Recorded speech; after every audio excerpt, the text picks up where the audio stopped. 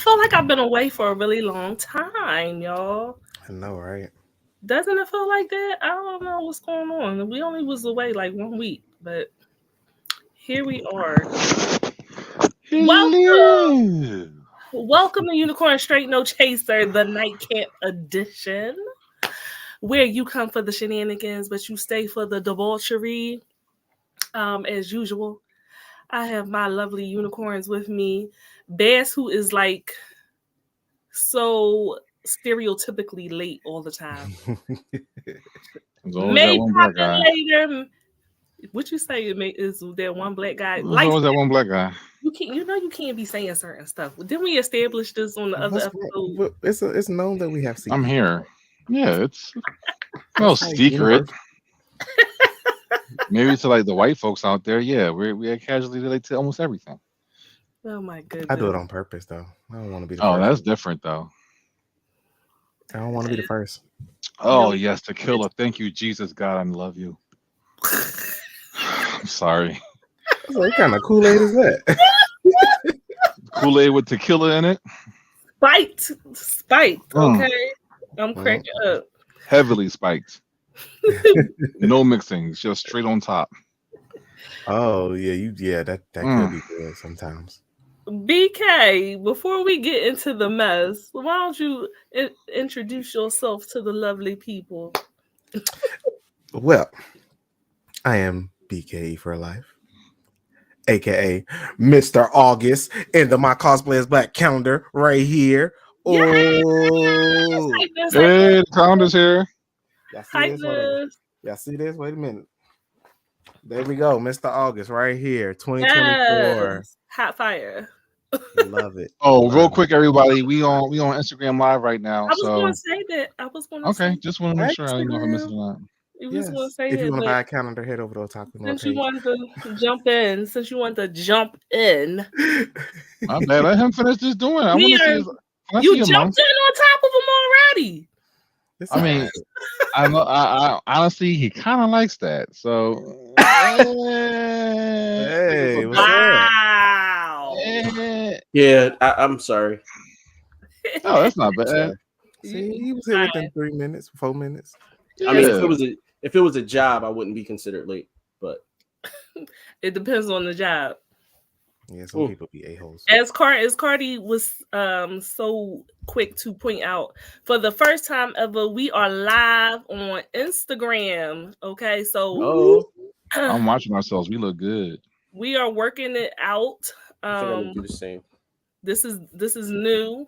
We are definitely working out this new feature, but so if you comment, hopefully we'll be able to figure out a way to see your comments. But definitely we hope that the people on IG are joining us in the shenanigans and debauchery for the first time. I'm excited about it. We are like a whole new audience. Yeah. Y'all see this? I'll be hyped if we actually could find a way to like do collaborations and do multiple destinations on Instagram. That'll be real. That'll be real. Right. Oh yeah. Yeah. But so I'm hyped about that. Yeah. Now BK was in the middle of his introduction. I'm sorry. It's okay. All right, so it's your boy BKE for life. Kurt said we can. Go ahead. Okay. BKE for life.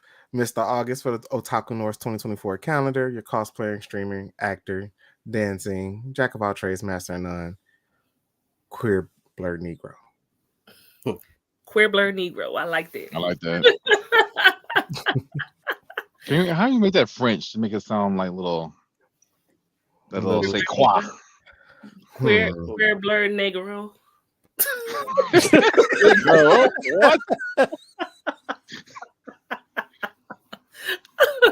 That sounds halfway racist, but okay. Yo. Negro. I mean, I guess we would have to figure out first how to say black. And then, so yeah.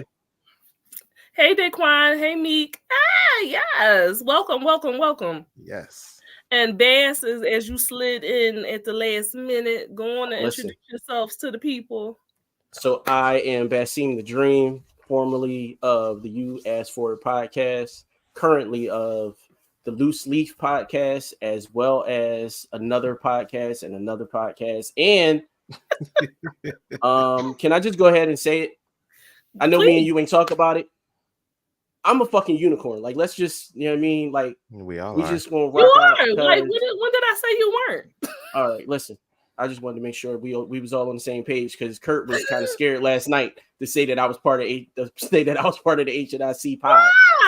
He was like, "Yo, if I claim you, she gonna beat me up." He was scared. No, what? I'm the HBIC. It's all right.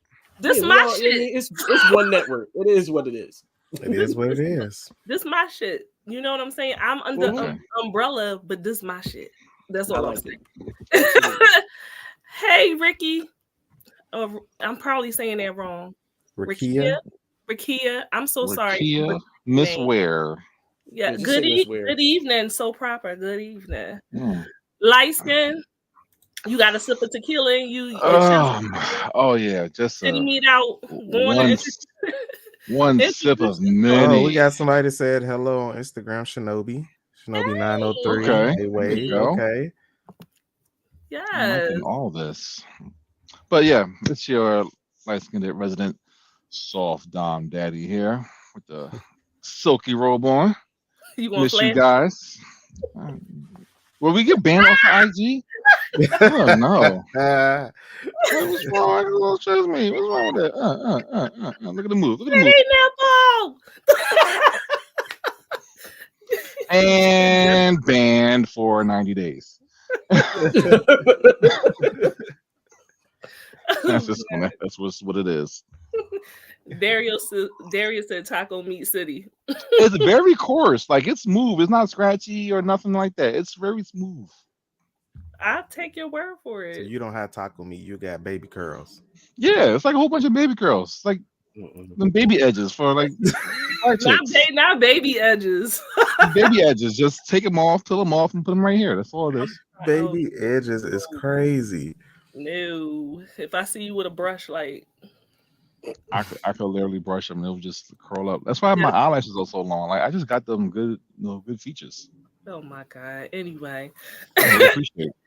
And as always, I am your queen of extra, your sultan of shenanigans, your diva of debauchery, the official HBIC of Unicorn Straight No Chaser. Don't y'all forget it. King Kurt, wherever you is, somewhere in the StreamYard. He's don't there. Trying to run nothing over here. They unicorns. Okay. my male unicorns. And it sounds so nasty. It does.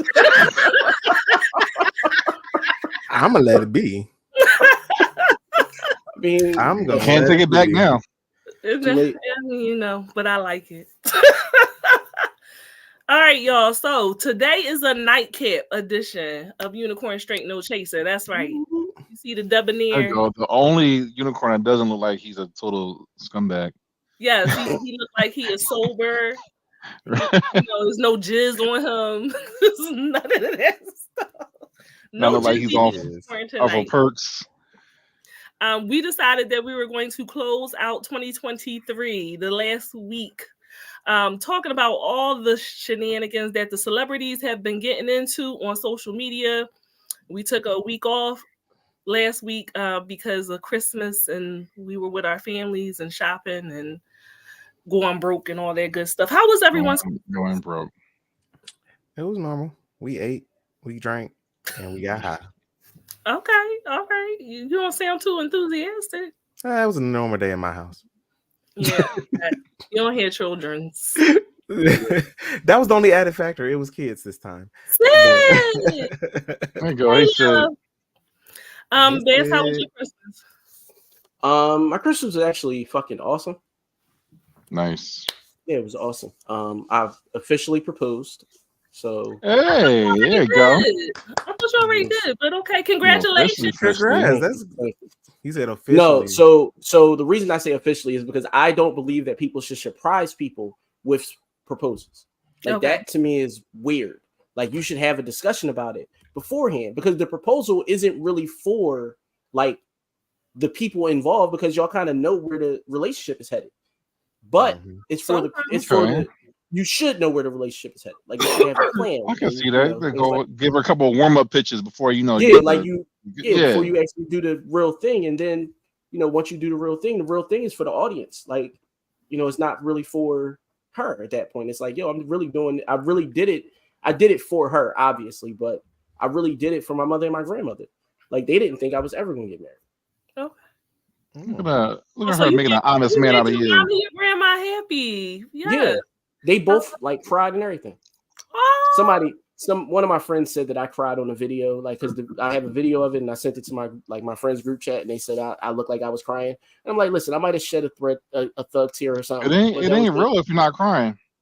This is true, but that's the only tears y'all can get out of me. At the wedding, I'm not crying. Oh yeah, you're definitely crying. You might when you see her walking. You don't love her if you don't cry. You know what I'm saying? I'm sorry.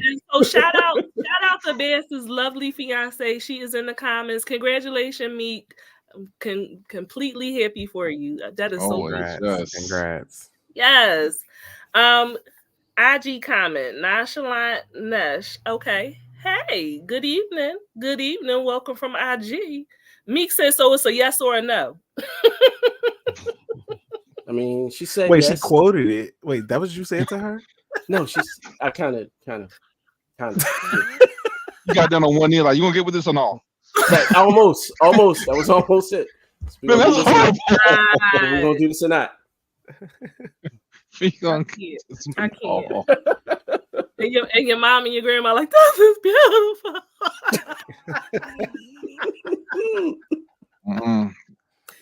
No hood weddings over here. I'm gonna say a prayer for me because she gotta deal with your foolishness. Come on, I ain't that bad. And Carty, I know you got your baby for Christmas. So yes, the last 5 minutes of Christmas was awesome. So it's recap. My daughter lives in Georgia, so I woke up at 6. Well, I was up way before that. 5:30, took a flight to Florida, Jacksonville, got a car, drove up to Georgia, get my daughter, drove back to Jacksonville, then flew back up to Philly to make it home from Christmas at 11:55. So shout out to all the wonderful Black fathers who go above and beyond to make sure they make their babies happy. I don't think that we give them enough credit for the good ones out there. And Carty, as much as an asshole he is on here, he's a wonderful father. You would never. Oh yeah. That's where I shine the most. There, I'm just all dirty and whatever. Happy birthday, Kwanzaa, everybody. We can't forget those Kwanzaa folks who celebrate. Happy third. I can't even pronounce the third day. It's Happy Black People Day. Today is, we say, it's like Japanese looking kind of. Coochie Chakalia? Yeah, something yeah. But yes. Coochie Shaka. Coochie Chakalia. Okay, so sorry if we offended anyone if we pronounced the third day of Kwanzaa. But we are with you in spirit. Okay? I don't even know if that's the day. I just figured that's the word you was trying to say. Sound close enough. Maybe. Allegedly. Siren, you muted. Or she's trying to like say something smart, and she's really trying to talk to us right now, and she's just like, "Oh yeah, girl, there's a whole mute sign on your mic." Yeah.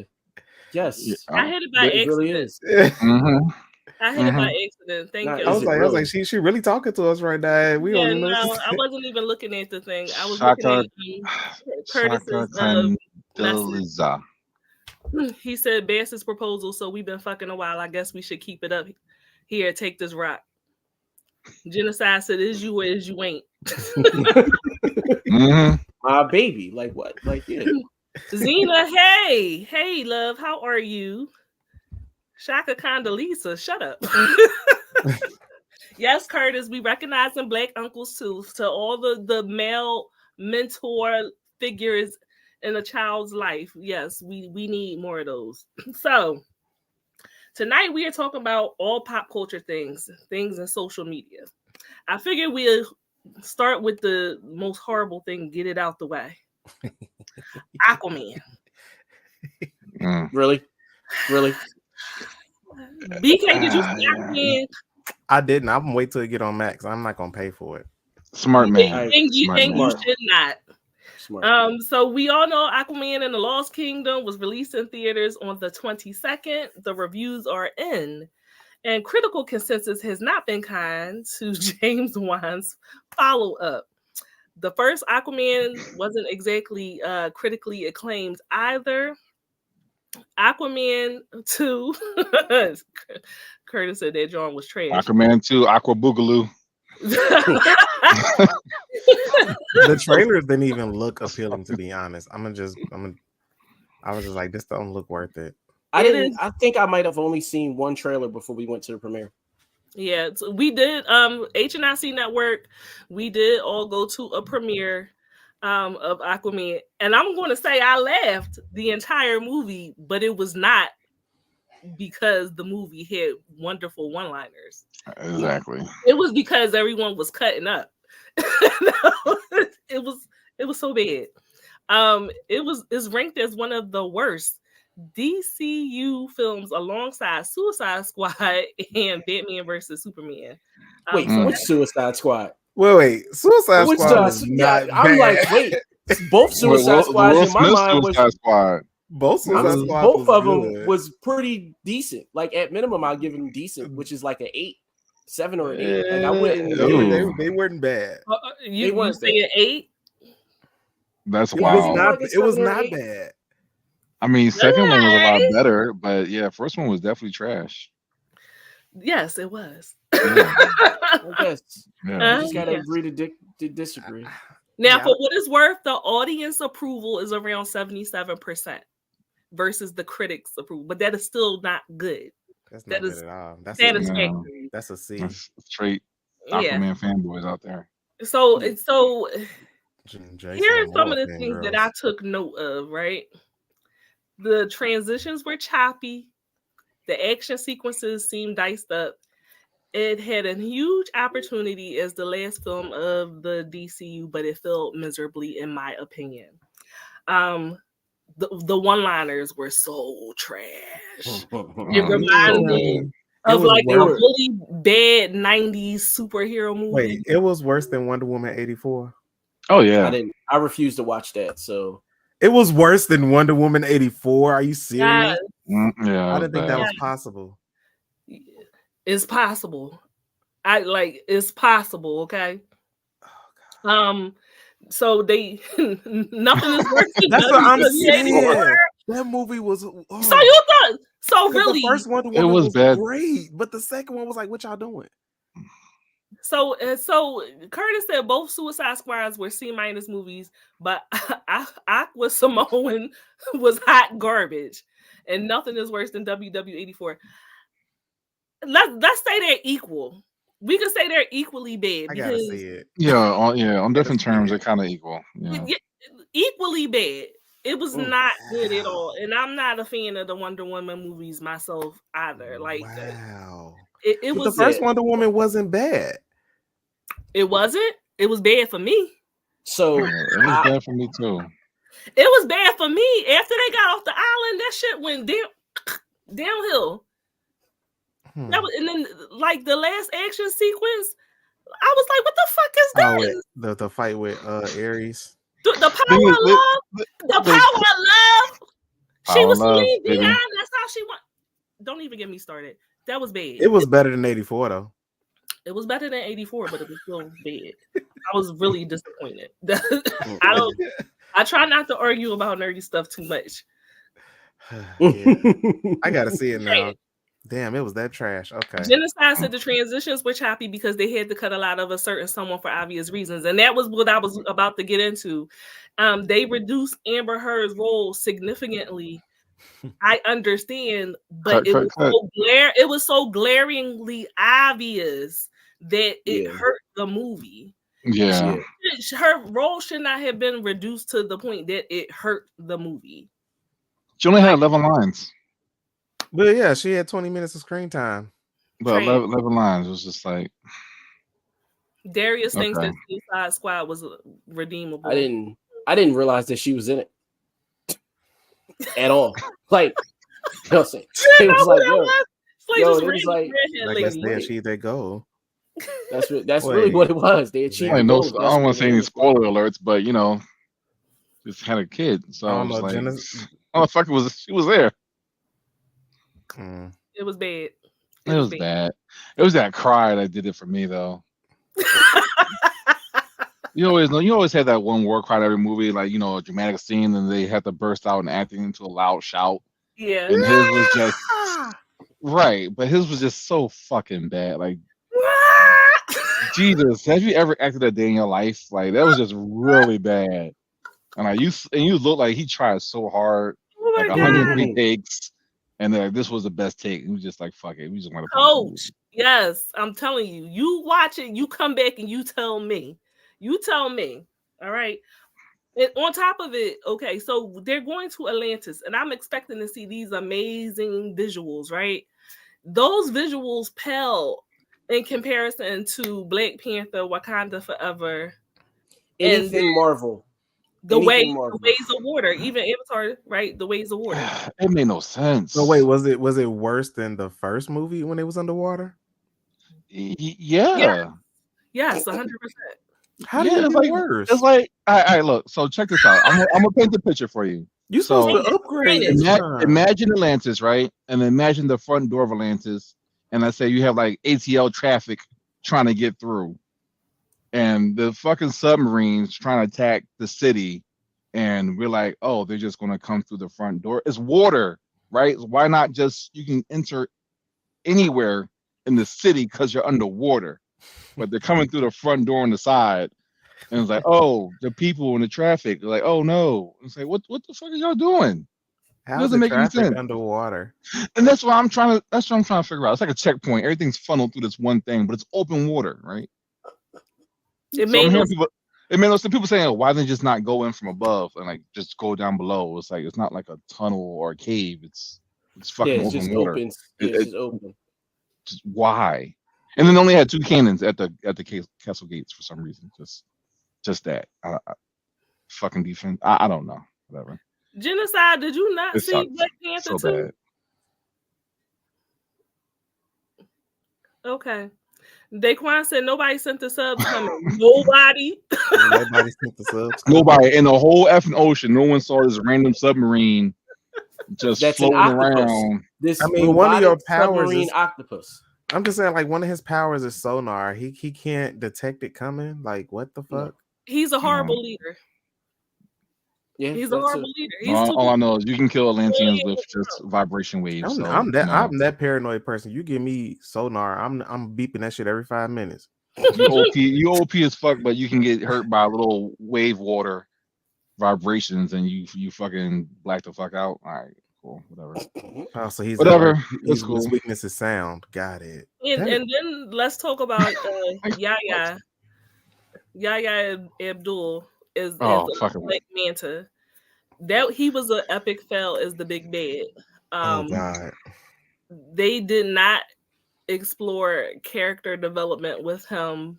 It was just him being taken over by the Trident the entire time. And they really diminished his death. Like, he could have been so much better.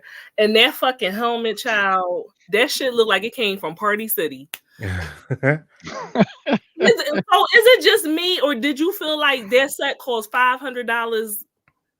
The costumes, the set, like it looks so cheap. It looks so bad. I would probably give it about $2,000, maybe. And the only reason I'm saying $2,000 is because of like the labor. See, and I was afraid. I had this little theory when James Gunn came over to DC and started working. I was like, he finna sabotage the shit. I literally just like that. Just felt like that's his purpose. Like, he leave Marvel, come to DC, and then it's like everything that's finna come after him finna be bad. Minus Blue Beetle, it was decent. I actually enjoyed that universe. That was like different universe. It's a good family movie. It was a good family movie. It's not about white people. That's why. Let's be real. Blue Beetle was actually good, but damn, Aquaman was worse than Wonder Woman. Blue Beetle was good. All right, I guess I'll watch it. No, a lot of people said it was really good. I liked it. It wasn't like, oh, that was great. No, it was like, I like the introduction movie. Yeah. A lot of people said Blue Beetle was good.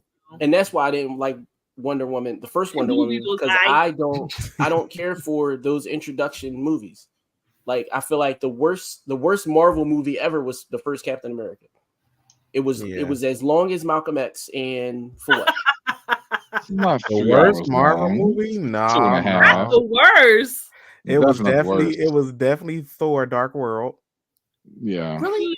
I Mm. like Dark World. I laughed the Nobody whole Thor thing. 2 was People a don't fucking remember mess. Thor 2. They like, wait, there was a We skip over that. They And literally then don't Love and remember. Thunder was That's how like bad just it as was. bad. Nobody remembers it. So No, Love and Thunder was horrible. Love and Thunder was garbage. I would say it was just as bad. Trash truck juice. Them damn goats irritated me the whole movie. I was like, At this point, Thor and Aquaman the same nigga at this point to me. They really are. Ooh. They really are. They have done Thor dirty. Mm-hmm. His story has progressed, like, well, digress, I say. Every movie it gets serious and get lighter and lighter. Now we just laughing at you, nigga. We ain't even here. We just here to watch you just do dumb shit. Regress.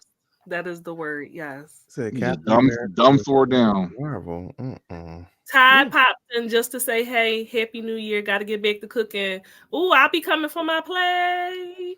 Oh, damn. Life be like this. That Captain America was the worst Marvel intro movie. Okay. Captain Marvel. The reason I'm gonna say, the only reason I'm gonna say no to that is because Captain Marvel was so quick. Like it just felt like it was like, all right, cool, this is who she is, bam, and that was it. It was over. The next, like we was on the killing. Brie Larson didn't deliver for me. I'm sorry. Oh well, no, I haven't seen the latest Marvels either, so I have to. The Marvels, the Marvels was decent. I haven't seen it yet. I thought it'd be on Disney Plus by Christmas, but they say fuck me.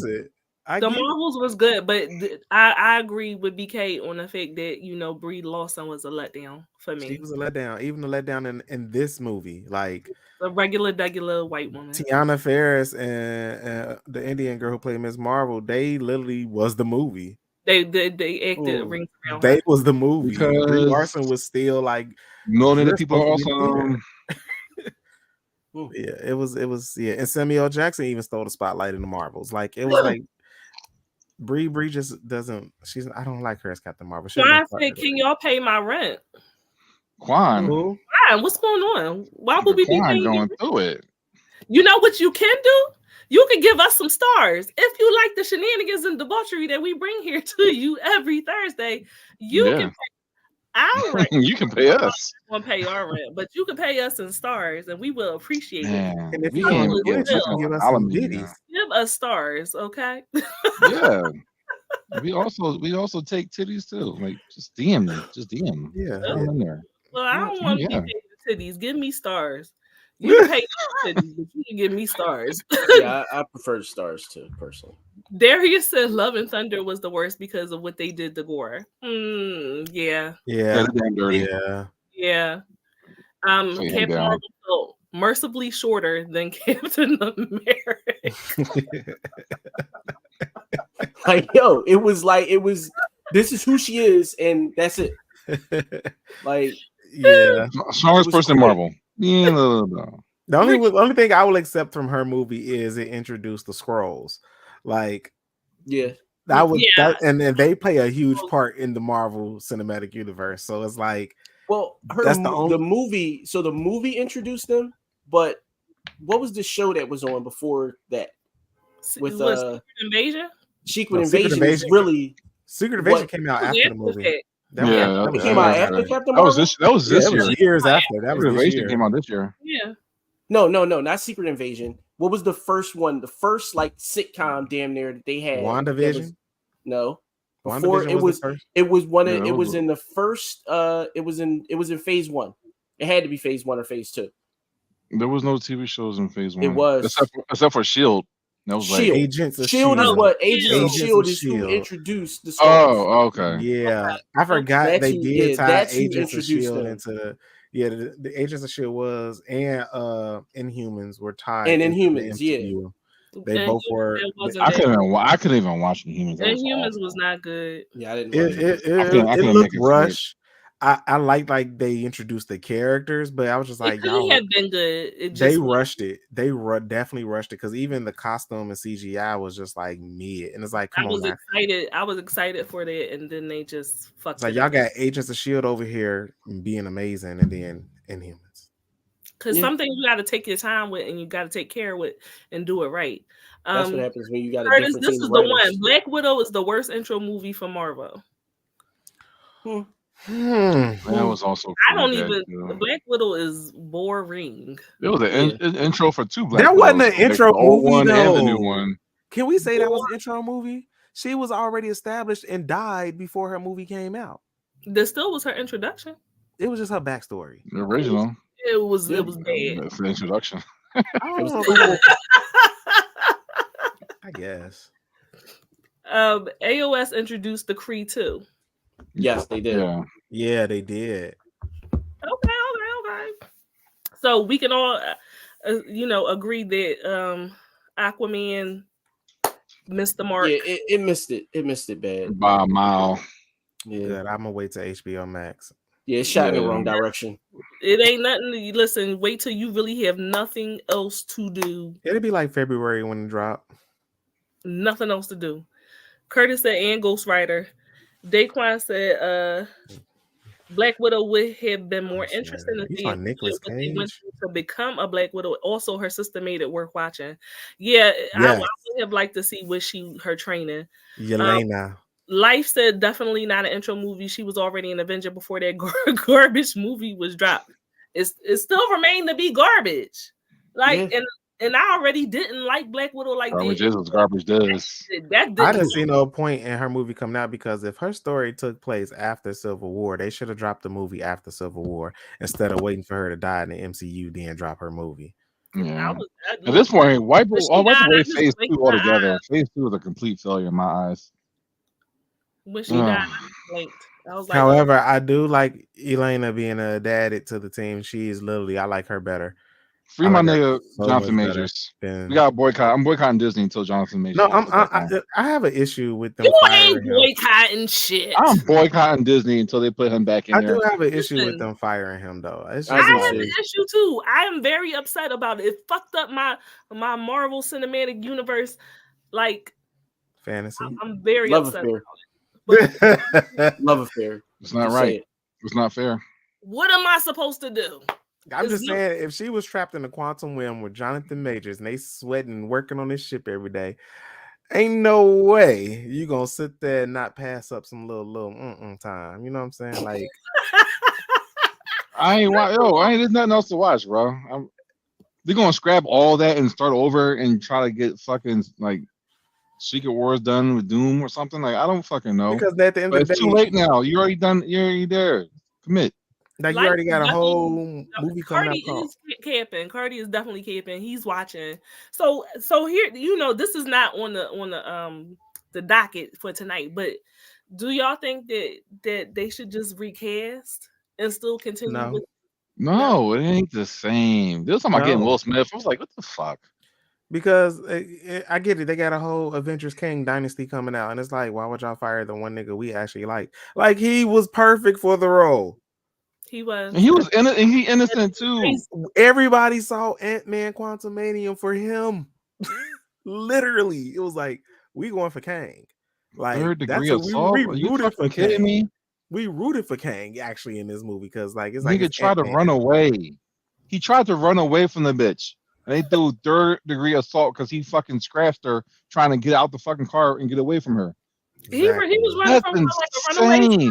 That man ran through New York because he knew how much he had. What he had. And at the end of the day, this white bitch chased him, almost got hit by a car, and he is guilty. Fuck, white people? What do y'all see? I'm sorry. Listen, she gonna file those charges on me because if I ever see the bitch, I'm chopping her in the throat. And then they talking about he got for the culture, bitch, for the culture. You're getting one to the throat. That's exactly what I'm gonna say before I do it, bitch, for the culture. This is not what he meant when he said be Coretta Scott King, bitch. Not what he meant. I'm sorry, that's gotta be the funniest shit. When I heard that recorded, you need to be more like Coretta Scott King. Like, you understand what he said though, right? But you get where he's coming from. I get what he was saying, but it was just funny how he. But all right, so I get what he was. I get what he was saying, but I feel like, and I've always felt this way. If you have to tell someone how to behave, you probably shouldn't be in certain spaces with them, and you probably shouldn't be with them if you got to tell them, listen, I need you to be like Coretta or Michelle because. You know what I mean? We're doing, and he didn't even say I. You here? He He didn't even say no. He didn't even say I. He was using like we statements, like we're building towards this, and I'm like, no, bro, no, you building. Can't build a Becky, man. Can't build a Becky. Right, she's taking your money and she going to get drunk and partying every day. Like exactly, like that's why he was she mad. wasn't shooting in the gym with you. Like, no, bro, go get another woman. You know what? He got making good, so it's all good. I don't know. You got it. So wait, I can't be mad at that. Is the rumors true they secretly got married during this process? Anyway, are you starting this rumor? Because I haven't heard this yet. No, I saw it. I didn't know if it was true. I didn't repost it because I didn't believe it was true. I don't believe it. And if she did, she's a dumbass. What? I'm saying she's a Jonathan Majors. I don't know. She just might be Majors. It's Megan Good. I mean, literally, you just caught a case and never was, from what we know of, was messing with black women before. Yo. You conveniently come pick me up after I just got divorced. And this is so toxic. Right. But wait, can we talk about environment? Like the environment that he was in, there weren't a lot of black women to pick from. Like, not necessarily. They're not at no Yale. Not at Yale. At Harvard, you reference black women that you want her to emulate. Yes, because he likes black women. Then go be with a black woman. He is now. Yo, he is now. But don't act like he's traditionally attractive to black women. Don't do that. Just a side note. Let's not play that game. Y'all know he is not traditionally attractive to black women. He probably was turned down more times than the boy that was called ugly. Yeah, we saw his picture. A lot of women call him ugly. Here we go. Black women didn't like me. No, listen. We're moving on. A lot of people call him ugly. We're moving on. They like character. We're moving on. This conversation getting real ashy. I was just gonna say, I bet him make a good sex tape, but you know, I'm waiting for that to drop. I'm waiting on that to drop. I already got Megan Good news, but I can use more. Now, Megan Good and Jonathan Major sex tape, I will pay for that. Oh my god! Genocide said we want to find out that all the kings were Dio Brando all over.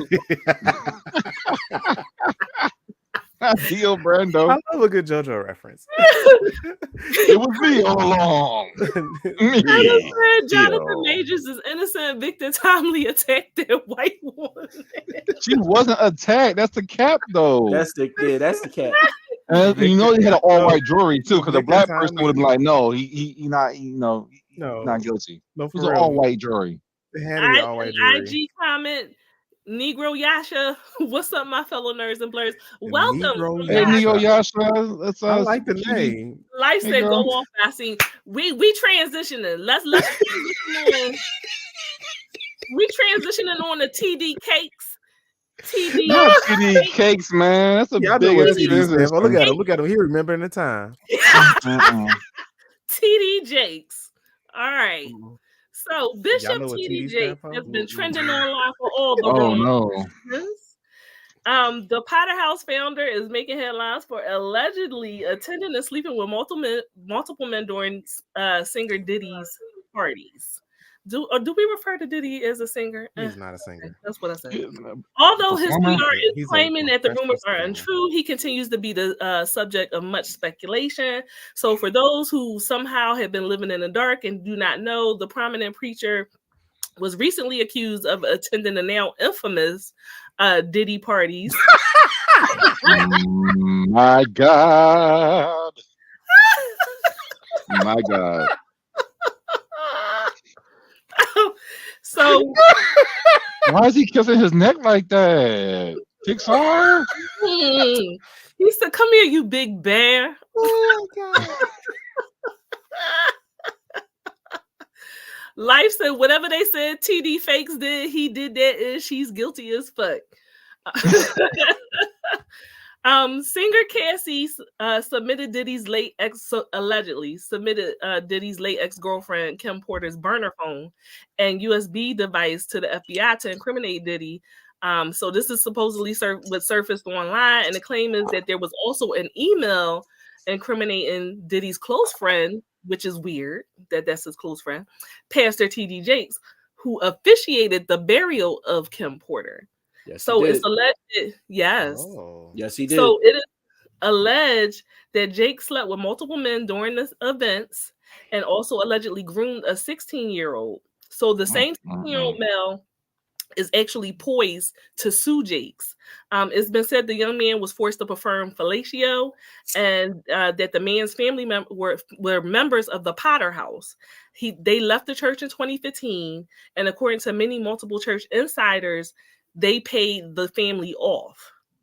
So the man does not even speak to his family anymore because his family took the payout, and now that he's grown, he's going to take matters into his own hands and actually sue TD Jakes. This is allegedly. All that. Bravo. Oh my God. What the fuck? What? Put it back up there, just. Why? What just happened? Why? What just happened? Put it back. Put it back one more time. Put it back one more time. Oh, she gonna hold out. What?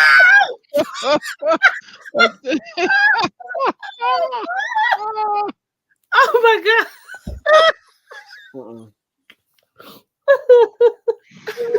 Oh, that was not holy water. Oh my God. No, it wasn't holy water. Oh no. Yeah, that was a lot. The So allegedly, multiple male escorts have corroborated the fact that TD Jakes has slept with multiple men at Diddy's parties and abroad, and they refer to him as a power bottom. Ram. The allegations are also circulating that Jakes is the one who sexually assaulted the actor Christian Keys. If y'all remember, he had that video going around where he was saying that there was a powerful man that was actually assaulted him. See, but he didn't say that he assaulted him. He said that he kept making passes at him. Like he said that it was sexual harassment, not assault. Sexual harassment, not assault. Oh, man, same difference. Nah. I mean, you wanted to do something to me, but you being nice about it. Now when we calling you a power bottom, like we calling you a power bottom. No, I need assault to be. You assault. know what a power bottom is, but he asking you specifically, BK. I'm gonna be real honest.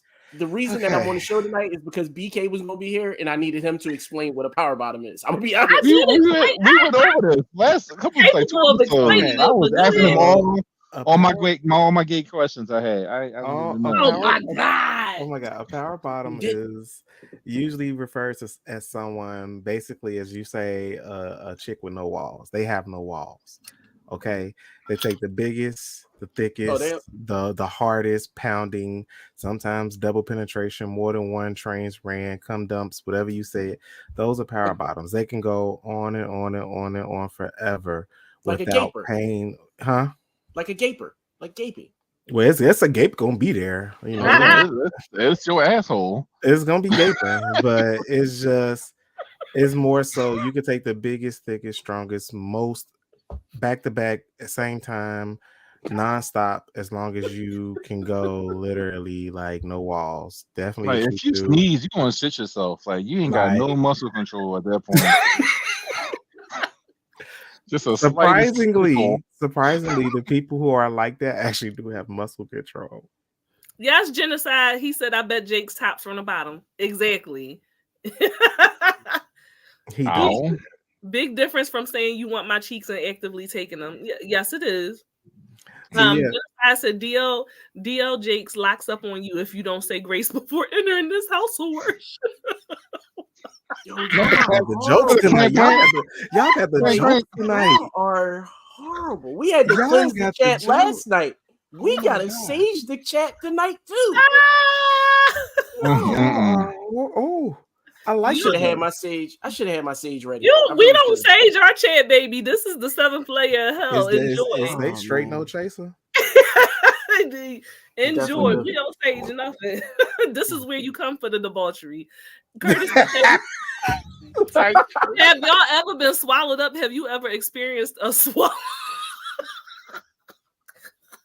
Yeah, I have been repeating that to myself since I heard it. I've swallowed up a few people. That is the in my time. You know what I mean? I swallowed it up. Because spitters are quitters.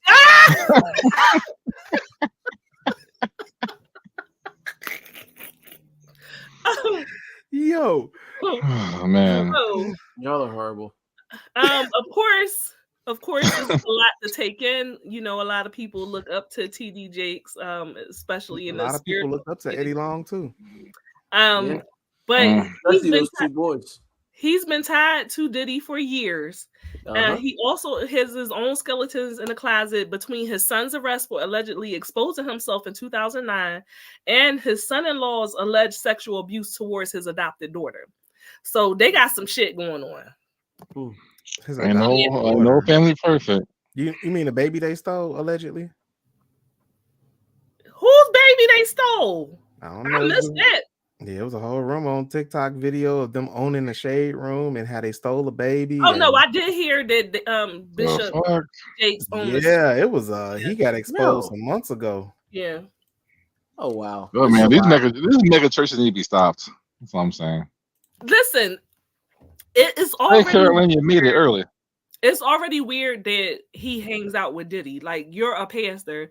Why? Hey, Carolyn. You could not be on his yachts or doing anything of the nature. He was already under fire before, like, when they realized he was going to the parties, and he tried to make it seem like, oh, I just made an appearance. Why is a pastor making an appearance at Diddy's parties that have been infamously known as sex parties? What is your appearance for? Well, it's just know that Diddy in Hollywood, his parties are the top echelon party that is the must go to from celebrity and non-celebrity. Everybody's like, I gotta get to a Diddy party. As a pastor, what the fuck is you there doing? They need not to go. I actually think that because a while ago, because I listened to the Joe Budden pod, and about maybe 7-8 months ago, maybe it might have been longer than that. It might have been last year. Joe specifically said, yo, I have never been to a Diddy party. And he made it such an emphasis that he said it like on multiple shows, like within weeks of each other. Like it was like, bro, like nobody asked you. Now I know why. Now the shit makes sense. Get out there. He like, yo, 50 Cent. He was like, listen, he was like, yo, he had to check Diddy because he felt like he was trying to treat him like a chick. He said, well, he was like, yo, we got to go out. You know what I mean? He was like, yeah, I mean, I could take you shopping or something. Oh, yeah, I heard that. Yeah. I was like, wait, what? I could take you shopping? That man only had one hit song. He don't deserve all that. But that's either here or there. But I mean, I did hear Method Man say too, like he saw some shit. He went to a Diddy party. He said he saw Kanye West sucking dick in the bathroom. That was AI. That was AI. That wasn't him. That wasn't AI because I physically saw Method Man. Even when it, I don't know. Even when 50 Cent tried to say something at the man, he responded, "Yo, leave me out of you and Diddy shit." He literally responded, "It's like leave me out of this." But man, like as of right now, it's almost as bad as Epstein. That whole list coming out, all those folks. Was that his island? I mean, even with Method Man being accused of sexual assault. Well, no, not sexual assault. They said he beat her up. She said, and actually, no, that's not what she said. She said basically what she said was like he beat her up. What she described was a fight. Like I don't believe he did it. I don't believe he did it either. I don't believe he did. No, I don't believe it either. I don't believe it. I don't even want to give light to it because I don't believe that shit. But we in the age of whatever she say goes right now. And I get that you are supposed to believe victims first. But I'm just stating in my opinion. How are we supposed to believe victims first when you're innocent until proven guilty? We can't have both. Those things are oxymoronic. Now, I don't want to not believe them. I'm sorry, I'm laughing. Really, Kurt? Really? METHOD hands. I'm sorry. Jesus Christ.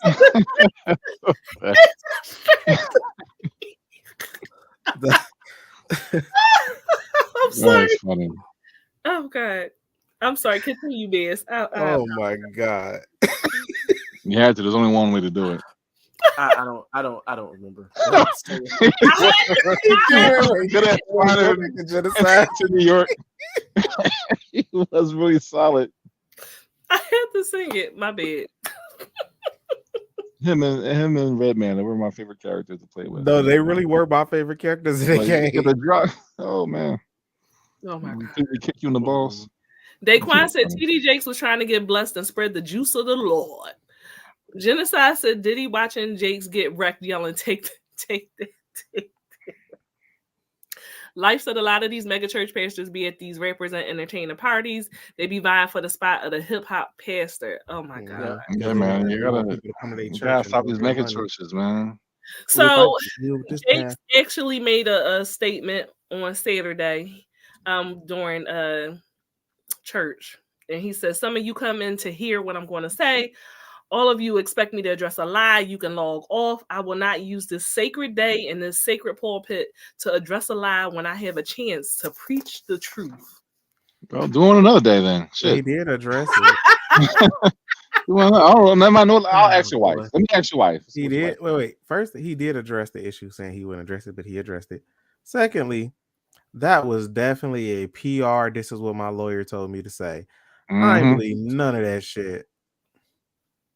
Does everyone agree that they believe that there's truth and validity to the stories? I mean, I think there's you saw some shit. They said they have a USB drive with video and audio. Video evidence is enough. You see him getting wrecked at this party, and I hope it releases online. That was my comment. I put on Instagram. I said, "Hey, hope it releases. It's all lies until the video comes out." Literally, they have a USB with. They said they have video evidence. Like, nigga, nigga. I'm just. If they got video like, hey, when the last time you fucked your husband? And if she says more than like 3 months, then you know. Well, no. What if she say yesterday, but she pegged him? Like. It's still, to me, it's the same. Like, right, because they paid off the boyfriend. Peggy Sue. He a billionaire. He can pay people off.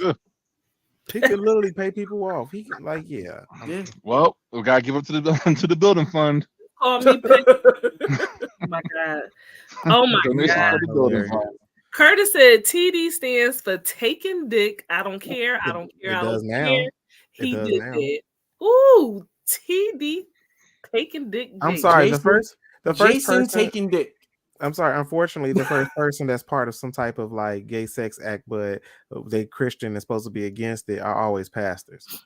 Let's just put it. Oh yeah, they were the first. Well, It's always the pastor. No, because I don't want to. I know. Trust. I don't want to start a rumor, but is the guy? His name is. I don't want to say his name, but his initials are TNT. He's a singer. Is he? One of those people? Is he a pastor as well? Because you can't tell me that he wasn't at one of Diddy's parties too. TNT. Say his name. Ty Tribbett. Yes. Oh, tell me you don't. tell me that man straight. You go ahead and tell me that man straight. He's saucy. I mean, he's saucy. He's saucy. When he said, "I love Ty deliver them from lesbianism," I wanted to slap him so hard. Because I was like, well, he is a freak though, so he has been known to sleep with other people's wives and stuff. But he's bi. He's bi. Bi at minimum. Yeah, I give him that. Yeah, I could give him bi. He put on a good show though. He do. He put on a good show. Them skinny ass pants he be wearing, man, I can't be taking it. Yo. So what y'all think pants I've ever seen. What y'all think about Uncle Kurt? Franklin? Mm-hmm. No, hold up. Let me just say this. I don't know. If you're addicted to porn, you come across wait. Go ahead, BK. The way he treats his son for being bisexual, I want to say he's homophobic, but it's also given he in the closet and he can't come out because of the platform he has. And he's jealous that his son is living his life and his truth. No, he's not. He won't say that he gay. I know he won't. That's what I'm saying. He can't. He in the closet. I'm talking most people, about his son. No, the son. Oh no, his son is his son came out of he came out on Bad Boys. Bad Boys. Say it? On Zeus Network, on Bad Boy, the first season of Bad Boys. No, he is on Bad Boys, but I don't remember him saying. He never clearly said yes or no. Yeah, what straight man ain't gonna say? What straight man won't say no? What straight man won't say no? I get it, but I'm saying he never. He said, he said, I like who I like, and I date who I want to date at the time. Like he basically said so many words. He said it so many words that nah, girl. He never said he was strictly clitly. I'm sorry. Yeah, no, he didn't say any. That's my point. He didn't. Do you follow him on Twitter? What? I mean, you ain't kind of got to as you say that. I know he's not straight. I'm just saying that he has not fully embraced it yet. No, he has. I think he has. Yes. I think he has since the show. Since the show, I think he embraced it more because remember he became friends with the with Gutta. Is Gutta trans? I don't know. Gutta is not trans. he became good friends with Gutta, and I think Gutta helped him like realize and love exactly who he was, and he needed a friend like Gutta, even though the Gutta was all get out, but it was just more so like season 2. He's more accepting of who he is, and it's like it's known like okay, he also likes men. For y'all that don't know, we talking about Bad Boys Club on Zeus. Yeah, I've never seen it, so I'm just. It's so good. If you don't watch it for no other reason, watch it for Jonathan. Catch these hands right. I can't. Okay. I like Jonathan, but I'll be like, just stop doing too much. He do too much to me. I can't. I don't care because he got the hands to make it up. He do got hands. It sounds just a whole bunch of Jonathan delivered his ass whooping I've ever seen in my life. He knocked that nigga into the next room like a fucking bowling ball. Jonathan got hands. Ran up behind him and hit him again. Jonathan definitely got hands. I'm just saying, if y'all want to see a good ass whooping, that's all I got. That's all I gotta say. Okay? Darrell will forever make me laugh because he be tired of people bullshit. I love Darrell too, but he was going through too much the second season. He was not as entertaining. But I understand you going through stuff. Mm-hmm. Genocide said topping off Diddy Jakes. Darius said, wait, wasn't the delivered homie from TD's church? Andrew Caldwell? Was he from there? I don't know. Right now, I don't think so. Life said Ty has had his. I know where that happened. That wasn't it. Wasn't there. Oh goodness! I just hope he at least saved some souls while he was there, instead of snatching them. Lord, that's the least he could do. Least you could do. And now, as we talk about, I don't want to laugh at that, but nigga, that's actually kind of funny. As we discuss the least that you can do, least that you can do souls. is not embarrass your wife on a podcast. So let's slide on into Simone Biles. But she was on the podcast. What? What's his name? I ain't paying no attention to this story. Jonathan Owens. Jonathan Owens. You know, I'm an NFL fan. This is what I do. I watch football. That's the ball from the Green Bay? I know, yeah, he plays for Green Bay, but I've only ever heard of him because of her. Because of his wife? There. Yeah. Somebody. Hey, new IG. J-Rock. We all know he's bi, but he didn't say. I don't know who's bi, but okay. Oh, probably Harry and Kurt Franklin's son. Yeah, Kurt Franklin's son. I don't think he's bi. I think he's gay, but I think he's bi. All right, so what? Never mind. We can talk about that. So we talk about Simone Biles. Yeah, bye TD Cakes. Not no more TD Cakes. Yo, put that picture up one more time. I need to see it again. Which one? The jizz one? No, the jizz one for me. That's the one I want to. Look at his eyes, yo. His eyes look like that. They look like they on crack. Yo. No. Oh, AI's out of control. Who fucking created that? Unlike most of the world, Jonathan Owens got to know Simone Biles as a person first and a gymnast second, allegedly. So Jonathan Owens is a Green Bay Packers safety, and he appeared on the podcast alongside his now wife, right? She recently became the most decorated gymnast of all time. All time, baby. Cheers to Simone Biles. She wasn't even 25. Yeah, she wasn't even 25. Mm-hmm. Toast. Black excellence right there. Black excellence. Okay. Before I slide on, Black girl magic. We got these last two TD Jakes jokes. Carolyn said not the TD cakes with the frosting. Darius said talking about face the size of a mustard seed. Anyway. Oh God. More like a testicle seed. That's even smaller.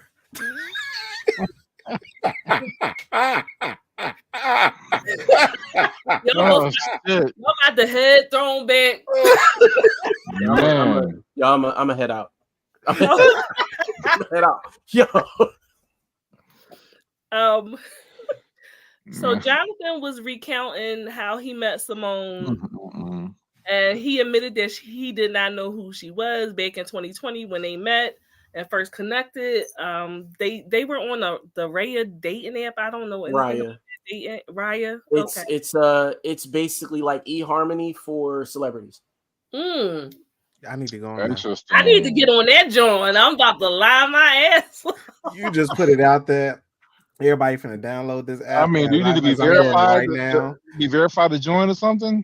I'm sure they're gonna verify you, but everything is fully verified. Yeah. You're like, you're not a celebrity. Fuck off the platform. Am I not prove that he didn't know who she was? So I'm just saying. It's a lifestyle. I mean, there's a lot of celebrities I don't know. But you should know Simone Biles, though, especially if you're black. So listen, apparently earlier today I saw someone dug up an old tweet of his from before they met, and it said Simone Biles another gold. I said, oh, so he did know who she was. So that's what I was gonna say. Cabin. So he said it would have been impossible. He said the first thing that I saw was that she had a bunch of Instagram followers. So in my mind, I'm like, okay, she got to be good. So that I don't know why, but that line right there was like something. That's cap.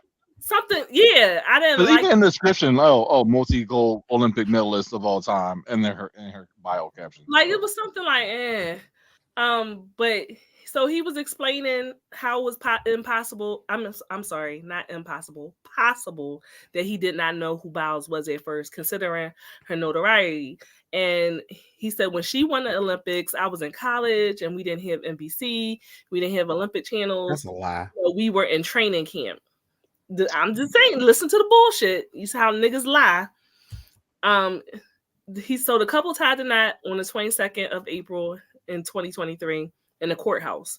And then a few weeks later, they hosted a second wedding celebration in Cabo San Lucas, Mexico. And they look really, really happy in their photo. Jess, I think there's a photo of them somewhere on the stream art. They look happy. Aww. She especially. So I was like being a creep when I was doing my research, and I was on his page and I was on her page. And it's just weird because for a very long time, it's just all about her and him. I'm like, I want to see you doing some flips and some splits and some shit like that. But she's like so immersed in him. I don't know. It's cute, but it's also, I don't know how healthy it is. They asked him whether or not he believes he is the catch in his relationship with Biles. And he said, I always believe that men are the catch. And that he was fighting against his natural feeling of being afraid to commit at that point in his life. And so a lot of people found issue with that comment that he said. And it has been a nonstop thing, on social media since then, with Simone addressing it multiple times and them going out of their way to appear bothered and locked in and all that bullshit. So, I mean, what do you guys think about the interview that he did? Okay. I never seen the interview, so this is the first time I'm hearing about it. And I'm like, all right, nigga, it's 23. Like, you ain't got to be prideful anymore. Like, it's okay if she's better than you. I'm sure her fucking Winnie's paycheck is more than your whole salary. I'm sure her endorsements are a lot higher than yours. It's okay. Like, to be, I got lucky. Nigga, because you probably did get lucky. It could have been 1,000 other niggas. And you could have been with 1,000 other bitches. So you got lucky. So the fuck what? I mean, when remember Nnamdi Asomugha got married to Kerry Washington? Yeah, nobody knew who he was. Yeah, Nnamdi, you got lucky, nigga. Like, fuck out of here. She got you in movie roles on Lifetime. So I'm gonna need you to humble yourself. Nnamdi got lucky. You look the same. So so niggas being extra. In this situation, I don't want to go to the paycheck idea. But I will say this. Between the two of them, if both of them are single, who's going to get more action? Him or her? Him. Him. So who's the catch? Her. How? Because outside of paycheck and notoriety, there is nothing else. Like, because we don't know the inner workings of their relationship. So we don't know what the inside of their relationship looks like. So because of that, all we got to go on is the picture that they have. So outside of if we take it outside of money, and I look at how she's responding to him in that interview. So I take how she's responding to him in the interview. I take what you just said about her IG page. No, she feel like he the catch too. They can both be catches, so I don't see the problem with that. And I'm not saying that they can't both be. What I'm saying is that men are always the catch, though. Now I take issue with that. Gender. Yeah, I take issue with that, but niggas are dumb, so whatever. Yeah. Niggas say dumb shit all the time. Gender biased. Yeah, like that's just whatever. I'm blowing past that. I'm not even whatever, bro. Like you stupid for that. But outside of that, she thinks that he's the catch. Like and her actions show that. Her response in the interview, she fucking affirmed everything he said. She didn't dispute it. I think she's just playing her role as a woman. Lead and you follow. In my opinion, knowing how gymnasts are, like what they go through to get to the Olympics, right? She has lived a very sheltered life. Her life has really been about training. 5 a.m. to 9 at night. And that's it. She doesn't have any experience with men. I don't think that is necessarily like, oh, he's a catch. I think that is just like she's naive. I think she's like the equivalent of probably like a 14-year-old, like in love for the first time, and then he gave her some penis, and she probably lost her motherfucking mind. I agree. I can agree with all that. I can see that. I think she's probably digmatized. I can agree with that. I don't know. I wouldn't say naive. Maybe it's like I think she's naive. They're young though. That's what it's giving to me. That's the energy I get from her page. Yeah. It's very naive. I'm in love for the first time. I just got some dick for the first time. Because I would venture to say she probably was not sexually experienced either. Yeah. I can agree with all that. I bet like gymnastic pussy is like the best out of all sports. Like she's a gymnast. Look all the positions she can go into. She definitely was having sex before. Like everything's tight. I mean, nothing's like just because she's a gymnast. No. I'm just saying. I refuse to believe that he was the one who took her virginity. I'm not saying that he might have. Yeah, but I said she's sexually inexperienced. That's what I think. Yeah, so it might have been that was the best she had. Could be great, the best she had so far. Yeah, and he said, "Boo boo, I love you, boo boo." Hopefully forever. I mean, I would look at it as she finally found somebody that's like her, another athlete. She even made a video. She was like, "We did each other's workout, and he couldn't even survive my workout." Yeah, I had that video somewhere. Oh yeah, I remember that too. She was like, he couldn't survive my workout. You know, at the end of the day, she is kind of the breadwinner. Because don't like the Olympians get paid way more than professional athletes? No, they don't get paid at all. Olympians only get money via endorsements. That's it. So no, what the fuck? That's a lot though. It's a lot. Amount. Like it'd be like for her, it's if probably you got an athlete endorsing your brand, of course you're gonna pay them millions. But like, but she's the most decorated of all, of all time. The world owes her a check. $2. You know what I'm saying? Yeah. So she. Let's be clear. He she's the catch. He got something by being with her. Like she's set. She is set. She don't got to do shit. I have a problem with them just competing for glory and they ain't getting no money for this shit.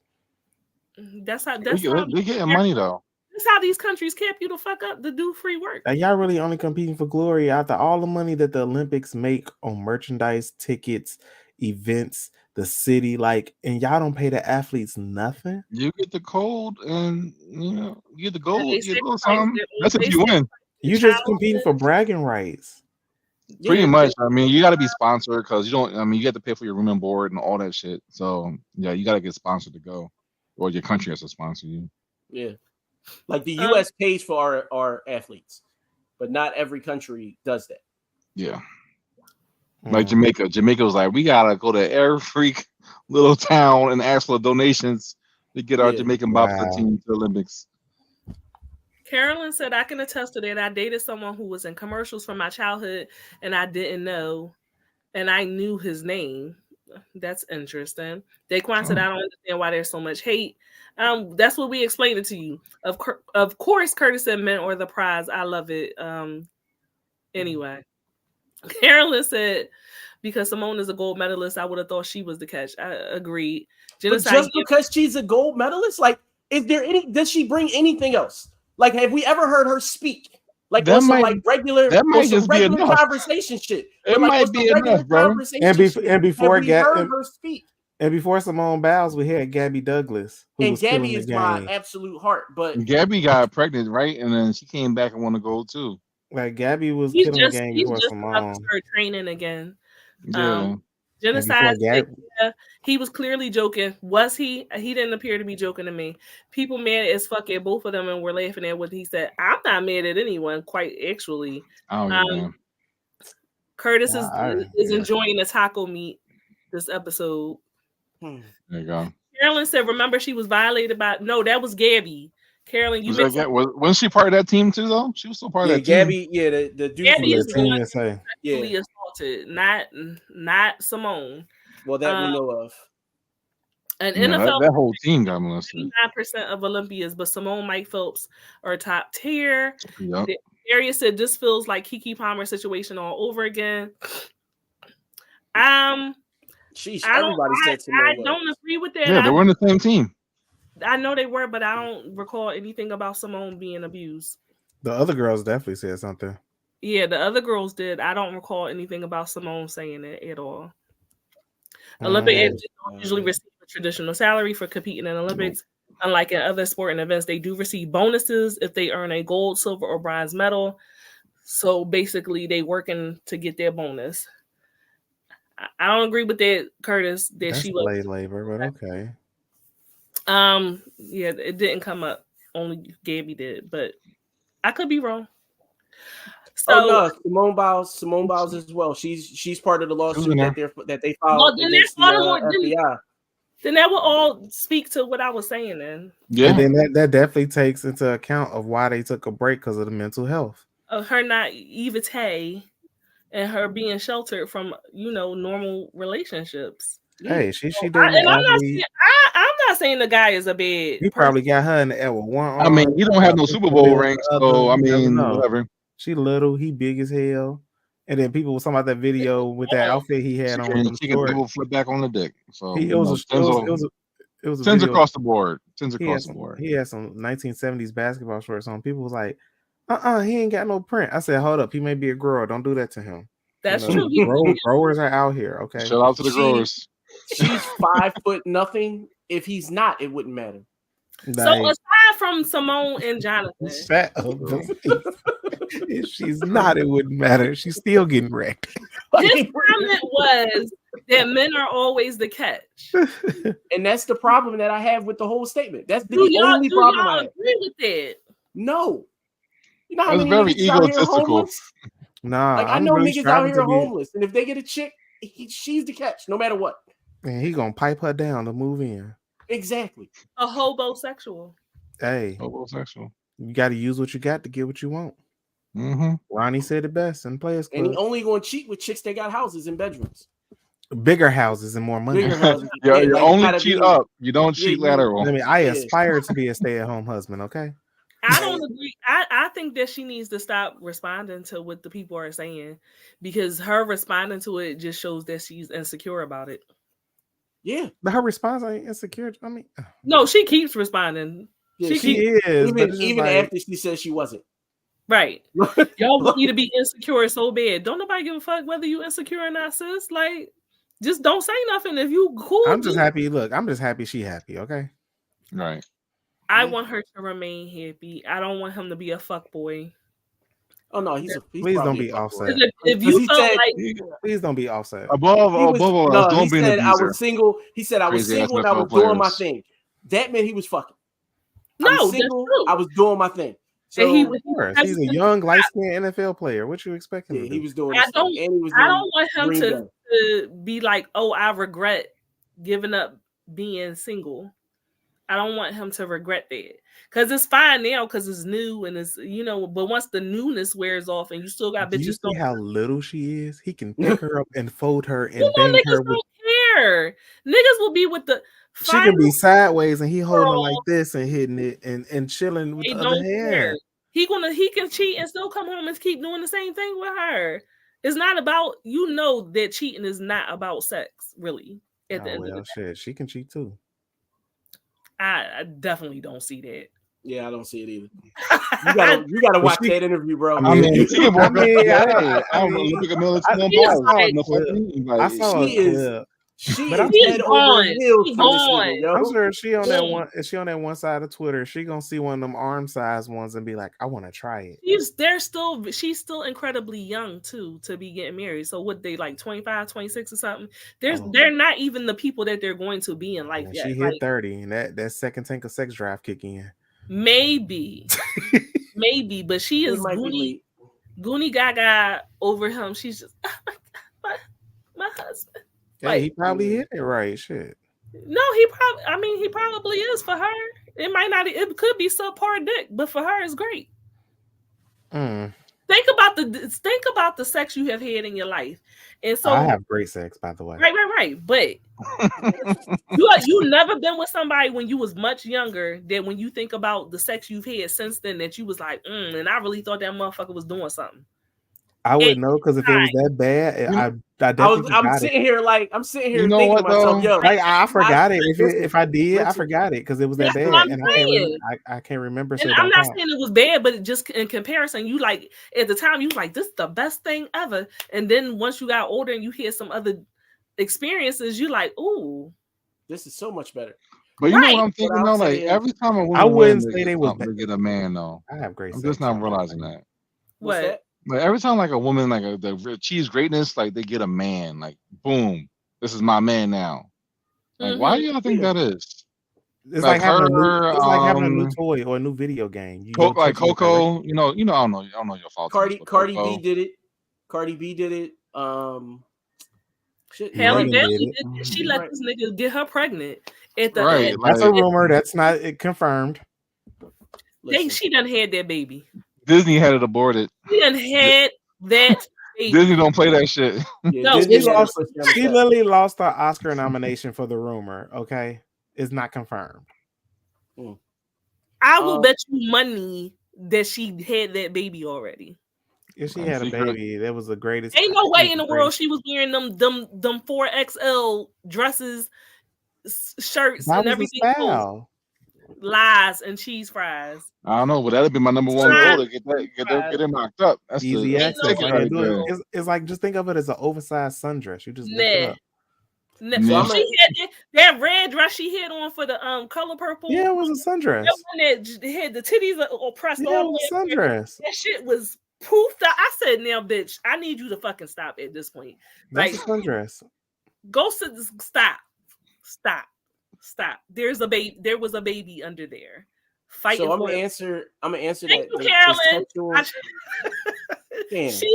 Listen, for those of us who have had babies, she had a fucking baby. Okay. And then that latest video she got where she did that stand up, she did that smooth. I just tore while I gave birth and they stitched me the fuck up. She stood up the way she stood up. I said, why do you keep filming yourself? Just stop. The nose don't lie. If you don't know, just stop. Yeah, the nose never lies. Yeah, when black women especially, that nose be from ear to ear. That shit be from ear to ear, yo. And the neck. And the neck. And her titties pumped up. Hey, ain't nothing wrong with no good titty, okay? No, it was nothing wrong with it, but I'm just saying it was so obvious. Yo, my girl Keke Palmer losing her titties, man. I'm so sad. Oh, after she got them hips. She got better hips. Them titties was cool. Keke Palmer. The milk is drying up. Ain't nothing she can do about that. We don't keep milking. Keep milking, girl. You keep milking, nigga. You ever had a baby sucking on your nipple? No. And is crusting and cracking and bleeding? No. Leave that lady alone. I'm sure she has the money of the best nipple bombs in the world. I was about to say lanolin is cheap. No, some babies' latch just don't be right. It just don't be right. Trust me. Then just pump. Well, it don't care. It don't matter. I'm on the other side. Some people don't like the pump. I'm on the other side of the city. Because y'all don't got breasts and y'all never breastfed. A pump and a baby feel completely different. Don't assume that I can't breastfeed. I almost said something. I was like, we definitely feed with something, and something white definitely comes it ain't out. The same. You put your dick in a breast pump. I ain't gonna do it. I mean, there's apparatus. I was about to say there are penis pumps, and I sell those. Oh my I have God. one. Y'all tell me how it. I do too. It's different. The same concept. I don't. Yeah, it is. It's the same concept. The only difference is that the same. I don't like it doesn't. And I've had other women tell me the same thing. They said a pump, it feels unnatural. It feels cringy. That's how it feels. Because it is unnatural. I don't like pressure, right? It just feels cringy. A baby, it feels very natural. Like but my son, when I had my son, like he could listen. I had all types of people try to help me with his latch. Whatever it was about his mouth, it just wasn't right, and like I had to give up eventually because then he was tearing me up. I hope she had that baby though. I'm sure like Disney don't play around. Disney like will come get you in the middle of the night and just do. Mickey Mouse will just come with a knife and do it goddamn self. Mickey Mouse could give Mickey Mouse come with a fucking rusty ass, not a Disney gynecologist. He's just gonna get you out of here. Disney gynecologist and midwife ready. Always. No, Disney don't fucking play. Cash cow. I'm the resident Disney gynecologist and midwife. Yeah, we need you for Little Mermaid too. We need you back up and ready. Let's go. Yeah, you gotta have a little girl. Haha. Curtis said good men are harder to find than a good woman, but men come a dime a dozen. So it depends on the person, man or woman. Okay, I don't have a penis pump, so I'm wondering what is that? What is the purpose? There's multiple purposes. Yeah, to swole up, or yes, that's sometimes one. Girth or length, yep. or you can use it like we sell one that has like a fleshlight. Mm-hmm. Does it play "Pump It Up" by Joe Budden on it? I mean, I haven't seen one with the speaker, but that would be an idea. Like it fucking motivates you, just pump. Oh my! Yo, you know, it was a rumor that song was originally written about masturbating. I can believe it.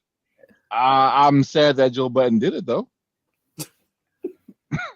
I can't. I can't. Pump. Curtis said, pump it up. Boom, boom. Carolyn said, imagine sharing those same nipples with a hungry nigga. No, Carolyn. When I was breastfeeding, the titties was just for the kids. I couldn't do it. You had a guy that was out of hair. What the fuck? No, because every time you aroused me, you had a Homelander. So I just got a text message that says that a breast pump is like comparing a fleshlight to a calloused hand with spit. It's the difference between a breast pump and an actual child feeding. I wouldn't say a calloused hand. My daughter was the most beautiful thing in the world. How you want to say? So just my hand. My daughter was a beautiful thing. I love breastfeeding, but my son, like every time I was breastfeeding, everybody in the house knew because I'll be like, and I don't know what it was, but we couldn't get it right. Desert Storm from IG said, yeah, you couldn't tell me she wasn't pregnant. You are correct. You're a smart person. Curtis said, if it pumps, Desert Storm. Dose. Oh my God. What's up, friend? Y'all, if y'all are in the mood for sex toys or pumps or any of those things, please inbox at Basim the Dream on IG for all your debauchery needs. Okay, if you like to engage in shenanigans, if you want to see what their pump feel like on your eggplant, please hit him up. I don't know. And here's somebody who really does need a pump. Kevin Hart. Man. What kind of pump did he need? All right, so I didn't research this. I'm gonna be honest. I didn't research this because I'm like, y'all don't never have to research. You don't have to research when it comes to Tasha K. The bitch is guilty. He gonna get his money. Pretty much. That's pretty much what's You don't have to research with Tasha K. Whenever her name is drawn into something, she guilty. Cause she a Philly chick, and it's just like, you win some shit, girl. You scamming. For y'all who you scamming. Is taking legal action against his former assistant and the controversial YouTuber Tasha K over an alleged extortion surrounding a defamatory interview. On Tuesday, the actor filed the complaint in LA Superior Court alleging that Tasha K, born Latasha Kebby, asking for $250,000 ransom so that she not publish a defamatory interview with his former personal assistant, Maisha Shakes. So the lawsuit accuses both Tasha K and Shakes of extortion and invasion of privacy, Shakes of breach of contract, and defamation, and Tasha K of intentional interference with contractual relations. Okay. No NDA. There wasn't. No, that's what he's suing because the Maisha signed an NDA, and Tasha K kind of like influenced her to go against it, and that's why he's doing both of it. That's how he's chasing a little quick bag. Open close case, everyone. Time to go home. So what he's going further by claiming that an anonymous Tasha K associate called his team requesting $250,000 so that she would not publish the interview with Shakes. And he said that him and his representatives contacted the police. They did not pay the ransom, and they sent a cease and desist letter to her on November the 22nd. The lawsuit references an Instagram live post by Tasha in which she makes a threat to Hart. When you don't pay, we have to get money by any means necessary, she says in the video. So y'all blackmailing this nigga? Ooh. Yeah. That's what I'm saying. Tasha ultimately published the interview on December 12th online for a $12 a month subscription fee. In the video, Shakes alleges that Hart had an affair in his office, has gambling issues, and he paid someone millions to take DUI charges for him. She also claims that she told Hart's wife, Aniko, about Hart's alleged affair. The lawsuit also alleges that Shakes, Hart's former assistant, violated an NDA and confidentiality agreement by going on a podcast and sharing private information about her time working with Hart. It contained false and defamatory statements regarding her along with private information. So you would think that she had learned her lesson from Cardi B and she still ain't paid. She just lost the court battle with Cardi B, where she published that she had herpes, engaged in prostitution, used cocaine, and committed adultery. So she was forced to remove dozens of videos, and she lost a $4 million defamation case against Cardi B. So regarding cheating allegations mentioned by Shakes in the interview, Hart previously issued an apology in 2017 after he admitted that he cheated on his then pregnant wife, Aniko Parrish, while she was pregnant, and with a model named Montia Sabag, but that's neither here nor there. So here's my thing. All I heard was some of that shit was true. All I heard was that's normal shit for like rich people. Like, some of that shit was true. And all I heard was she broke her contract, and now you get. That's all I heard. That's all I heard. You broke her contract. I bet she ain't got no money to pay that shit either. Like, and on top of that, even pay Cardi B. And on top of that, like, why as a personal assistant to a celebrity, right?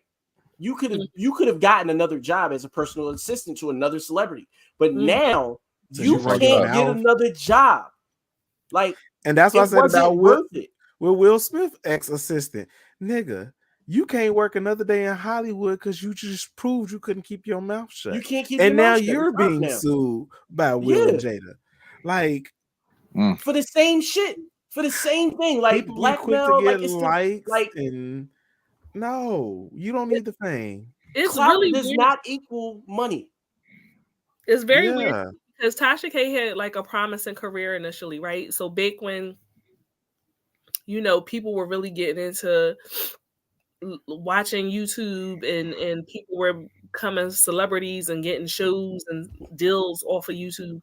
Like she had the ability. She could have been a Wendy Williams, right? She could have.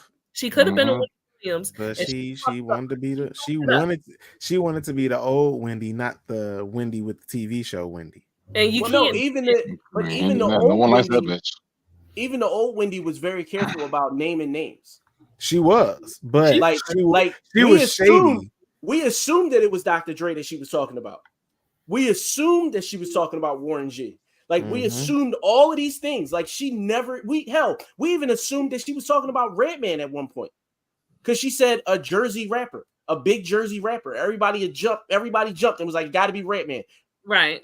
Like, so, yeah, that was so. Like, she was much more careful than Tasha K. Tasha K was like, "Nah, I'm putting names on bullets." She's reckless. Like, cool. And it's like, cool. You put the name on a bullet all you want to. True or not, if you blackmail me, I am suing you. And here's the thing: she is offending people that have the money to have her tied up in litigation. You don't have your money. Yeah, you can't laugh that. They'll bankrupt you just taking you back and forth to court. And you value being infamous. So you give a platform to any, and I could go to her and be like, yeah, I was fucking Idris Elba, and she'll give me a fucking show. Yep. She does not verify anything. She does not do any research to see if any of these claims are true or not. She just runs with it. And that's where she fucks up. You think she pressed on something? Like something must be going on in her personal life. Like, oh, I don't need this cash now because she got to pay Cardi B $40 million. That's what she's pressed about. But you can't be doing the same thing twice, though. That's how she's trying to make a bag, and it's like, girl, you digging your hole deep and stop. Right. I think she's addicted to the attention. I can see that. If ain't paying her money, it ain't worth it. And think about it. By her doing the dumb shit that she do, she was featured on page 6, right? She is now being mentioned in circles that she normally would never be mentioned in. People, who the fuck is Tasha K? You get what I'm saying? Like she is still known as a YouTuber and not like as a podcaster or anything. Like she has not ventured out of that small circle and made any headway where people that were in those same circles with her, like Funky Donnie and stuff that y'all still might not even know, but they actually have graduated to having like shows for Fox Soul and stuff like that. Like she can't get out of her own way. Yep. She can't get out of her own way. And she's pissing off people that have requested interviews with her. Like there's multiple interviews that have been filmed and ready to go that won't come out because she's done dumb shit. She's done dumb shit. Yeah. But at the end of the day, I'm like, you got to pay my money. I signed a contract with your ass. I've been on your podcast. Give me my money. Tasha K. Like, the episode won't release, but you still going to pay me. Well. Saquon said back-to-back L's. Carolyn Gell said Tasha had to rob Peter to pay Paul. Curtis said, when I can afford a personal assistant, she won't be blind and deaf with no hands and under 2 NDAs and a gag order for the ish I'm going to be into. So Helen Keller is going to be your assistant? You mean the shit you already into? I ain't signed no NDA. You said Helen Dwight Howard. I just want y'all to know, if y'all want to know the real tea, I have not signed any NDA. I will sign some. We'll come in real soon, y'all. I will sign some though. Just saying, I know how to keep my mouth shut. I know how to keep my nothing. Look, did you check my signature? You ain't check the signature. That should say Peggy Sue. I write like a doctor, so it could be anybody's signature. I'll be like, look, I've been in the hospital, I've been in healthcare too long. I be scribbling. It's a line in the bump.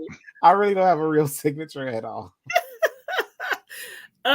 Hey Black Dime, welcome from IG. Yes, welcome to the shenanigans and the debauchery. That's my best friend, y'all. That's my best friend. I hope he don't say nothing wild. I hope he don't say nothing wild. Say some wild shit right now. Go ahead. I ain't got no picture of me signing shit. That's AI.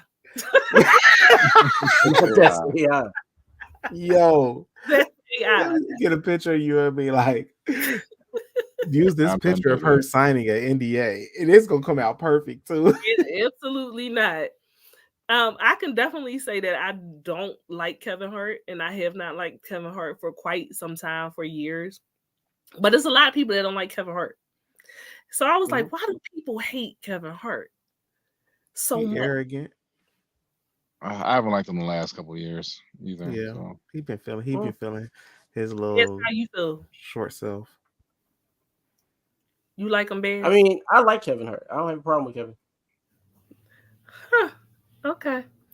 So I said, why do people hate Kevin Hart. That's all I said. Right in Google. I'm gonna just put this out there. Most of us black men don't actually cheat. Stop. The few that make us look bad, we don't. Just stop, please.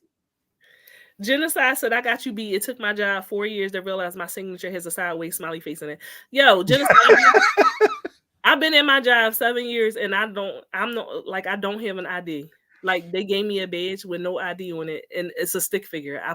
I drew a picture of a stick figure and taped that shit on there. How you got a badge and you ain't got no picture? Literally, if I was to go get my badge, it's a stick figure with a smiley face, curly little hair I drew. And that's how I walk around. Shenanigans all the time. That's my whole life.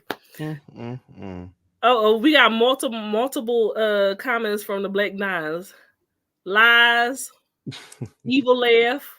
I'm not going to do it. He corny and play the same role. Corny. So I think how he treated his wives has a large, thing to do with it. He said wives, multiple. Yeah, he had married three. You were married 3 times, right? I know. It's just like, damn, nigga, you're a repeat offender. It's only 2. So he posted. Aniko said that she 8 years ago. I'm sorry, she posted a picture, right, that said 8 years together, 1 year married, forever to go. And then, of course, social media investigations. Yes, they were together when, right. So she said their marriage was broken before I came into the picture. They were separated, living in separate homes. I was never a secret. And that Tori was like, no, definitely you were the mistress. She wanted to play victim. Oh, she said that Tori wanted to play victim and did not want to own up into her wrongdoing and that she never wrecked any homes. So Tori said that I don't feed into these things normally, but you address me directly. So I'm trying to co-parent with you, but you, Kevin, and I know the truth. Numbers don't lie. Dates don't lie. Our divorce was finalized 2 years ago, and we were only separated 8 months prior to divorce. Despite what Kevin had said in the time frames, he's trying to establish she was his mistress and one of the reasons that broke up the family. So he had this memoir, which I was like, why did he come out with a memoir already? But whatever. A little bit narcissistic. Too early. He admitted that he had many affairs behind Tori's back before they even got married. All right. And then once they got married, he kept cheating. And it increased. Yeah. And he said he would feel justified in hooking up with these women because he deserved it. He deserved it. And he was being mistreated, but he was like, I was the one that was lying, cheating, and leading a double life. So he was the real Napoleon. He's a piece of shit. And then he married Aniko, and then he still went on to cheat on her while she was pregnant. How you get him? Yeah, he never worked on himself. So he never had pregnant pussy, huh? Well, and I want to say that they did set him up. I do believe they set him up. They probably did. But they could set you up because they knew you're a piece of shit. Mm-hmm. You know what? I agree with that statement. You made it easy. Now, I could dangle pussy in front of you, but if you're not a cheater, you're not a cheater. They said, "Oh, that nigga, he took the bait every time. He would take this be easy. He took the bait every time." And they said that he had cheated on her before that. I agree. So I was like, I mean, it is more women in the world than men. There's no way men can be faithful to one woman. All women need equal loving. Wow. I agree with that statement. That was sarcasm. Free my nigga BK. Bring him back. That was sarcasm. Yo, you said that. Yo, you listen. That was a better acting job than BK be spitting. Curtis, that was eat a dick. I was really being sarcastic. Like okay. you cheat on me, we got problems. I don't like cheaters. I've been cheated on in my situationships. That's not a good feeling. And for all y'all new people who don't know, whenever I do this, that means allegedly. So I don't cheat. I'm not a cheater. I don't like cheaters. Okay. I'm never gonna let us down. Look, I don't cheat. I'm open, honest, solo poly nigga. Okay, I am Honest unicorn. Curtis, I do eat. Sound like a loophole that you can't cheat. Don't threaten me. I'm with open. I'm never one place at once. So I've always said, hey, you on the roster. You're not the only one. I'm dating. Yeah, no. As long as you being honest. I hang out with people from time to time. I'm a block Curtis from my chat though. I actually got an appointment tomorrow. Damn, I do. You got a dick appointment? Friday. Currently, I'ma just shut up. It's Lily supposed to be a, I got the house to myself for the weekend. I gotta live in. I don't have to make appointments. You married now. You drive this far, you might as well spend a night type thing, Is this a new boo? What? I'm gonna just tell you what it sounds like. NDA says I can't speak on this any further. Hey BK, I'm gonna tell you what it sounds like. You ever listen to that song? It's Cold Outside. Mm-hmm. It's called the Baby It's Cold Outside. Baby It's Cold Outside. Yes. About sexual assault. Okay. Bro, I'm just saying that's what it sounds like. It sounds like you're setting that up because you already in Chicago, so it's already cold outside. It was a little. And but at least I'm gonna say that I blink twice if it's someone named White Swoward. Is what? White Swoward. Oh, I don't do pink meat. What's wrong with pink meat? It's a smell. Like they got a body. That's scent. not true. They got like a body scent. Wow. Niggas can have a smell too. I like the melanated skin. I wanted to say Dwight Howard, but you know another. A dirty dick is a dirty dick. I said black skin, brown. You ain't spell Curtis. Learn how to spell has a smell to it. That's not how you spell salmonella. That's not how you spell salmonella at all. Racism. I don't even know what that is. I'm personally happy that he put the L there. But I'm happy that he sounded it out. I'm like, yo, I'm personally happy that he put the L. Like the L mattered because that's like he was trying to spell salmon.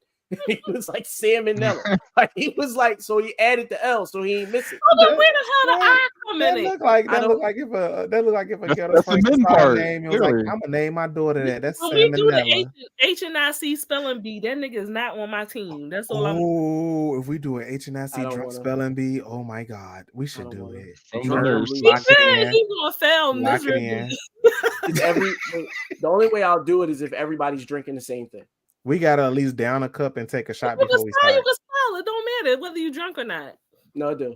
Because it's about reaction time. It's about reaction time. Like if you got 30 seconds to spell cat and it take you 25. But if you already can spell when you sober. Okay. Then when you drunk, reaction time matters. You're gonna have like 10 seconds on the clock. It's like, you get one request and then that's when the 10 seconds start. It's like, I think I would do that. Yeah, but you're narcissistic. I tried it before. Yeah, I egotistical. I wouldn't call you narcissistic, but you're definitely egotistical. Well, how the hell you think I deal with certain people? Exactly. Like, you gotta have. I ain't had balls this big. You literally wanted him to answer the question, and he said, "Exactly." You just proved it. We here.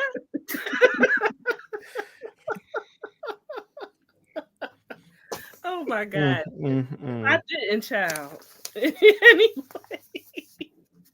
So let us move on. When we talk about balls, I am not a toxic menace.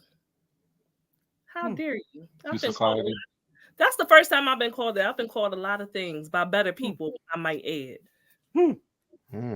Anyway, Taraji and Oprah. What happened with them heifers? Oh, the huff. But they made up. I don't think they were fighting. Arguing. I don't think there was ever an issue between the two of them. She wasn't speaking about her role in Color Purple. She was just saying, in general, she's underpaid. But who said who? Wait, who said who's under her? Who's under who? So Oprah and Taraji and the rest of the Color Purple cast are currently on a press tour for the film. They were speaking about, social media was speaking about this one particular moment from the press tour where things appeared to be rocky between Taraji and Oprah. So they were posing for photos on top of the Empire State Building, and fans said in a clip that Oprah appeared to glance at Taraji and then quickly look away. And then several people went on to say that Taraji looked sad and she was trying to hold back tears. And then they said that, Fantasia looked at her and was looking like, oh my God, what's wrong? It's going to be okay. They made this whole thing about Oprah walking away and standing next to Danielle Brooks, and then she started to smile wide, and so they were like, oh my God, they're beefing and they're not getting along. And this was supposed to be because days before that, Taraji spoke about how she's constantly fighting for equal pay in Hollywood as a Black woman in spite of her decades-long success. She was quoted as saying, I am just tired of working so hard, being gracious at what I do, and getting paid a fraction of the cost. And then she was about to she broke down in tears and said, I'm tired of hearing my sister say the same thing over and over. You get tired. She said that she fired everyone on her team after they failed to capitalize on her success of Empire. And it's the best decision she ever made for her career. Everybody had to fucking go, as she said. So they alleged because of this that she was mad at Oprah, and they were saying Oprah was not paying her what she was worth, but she never named Oprah. She never said. And she said decades. She said decades. She only worked with Oprah on one film. She said decades. And she said out of all the decades of working, knowing Tyler Perry and Oprah on the same team, she said Tyler Perry was the first person to pay her worth. When she did, I guess that was what I Could Do Bad by Myself. That was the first project I think she did with him. And she was like, he was the first person to pay her what she's worth. And then it was released that the movie, The Mysterious Case of Benjamin Button with Brad Pitt, he got paid $10 million for his role, while she only got paid $150,000. So, to be honest, I didn't remember that she was in that movie. She was in that. She was a major part of that movie. She was like his mother. She raised him. But I will because say, he was adopted. She was only in the beginning of the movie that she was in it. Well, to like midway. Almost. But I feel like at that point in time, she was not as well known as she is now. But to be paid clearly the big. Now, I'm not saying she wasn't underpaid, but she was never. Movie made a lot of money. She was never going to make crazy money. Yeah. Once I saw that number, I said, "Oh, she should at least got at least $1 million, but 150,000 compared to him, 10 million." But she took it. She signed on the line. She maybe her contract, whatever her lawyers. That's why she fired everybody, because her lawyers probably getting a big more. I mean, look, man, beggars can't be choosers when you're looking for Hollywood work. I mean, you working with Leo. But by the time that movie came out, she had stuff under her name. She had Baby Boy. She had, unfortunately, Baby Boy is a trash movie. She had Hustle and Flow, which was was a great movie. Hustle and Flow was a good movie. Grammy Award winning soundtrack. Just a soundtrack. It was a good movie, but still a nigga movie. It was still a nigga movie. She also did what is she? She did something else she did something else before that though. That made her mark, like, because Taraji had a name before. Before Benjamin Button came she was known. She had roles. She still was not anywhere near like a Viola Davis. Even Viola Davis said it. Y'all call me the Black Meryl Streep, but pay me Meryl Streep money then. No, Viola Davis did say it, but I'm saying, if we're going to be real, the caliber of actress that Viola Davis is, Taraji is not. Not. But so let's go. She's not a bad actress, but she's not on the same level as her. No. Do you think it's because I don't think because she has never got a role? Yeah, I think I'm just thinking she just haven't had those roles. The closest thing that we could even say that she had as far as a role would have been Empire. Empire was perfect. And Cookie was really good. Cookie was like her main role, but honestly, a movie that a lot of people loved and slept on her in the movie. I actually liked her in Smoking Aces. She didn't even get paid. I liked her in Smoking Aces. She played the part. So this is weird. I'm thinking it's a role thing. This is where she messed up at, right? After she did Benjamin Button, And you did Hustle and Flow, and so you saw the attention that it garnered and the awards that it garnered. You can't Hidden Figures, that's the movie. They were all in their movie. Hidden Figures, it was very historically inaccurate, but whatever. Yeah. So they did the best they could. The white people. They did not do the best they could. That was the white savior bullshit. So no, they didn't do the best they could. They did not.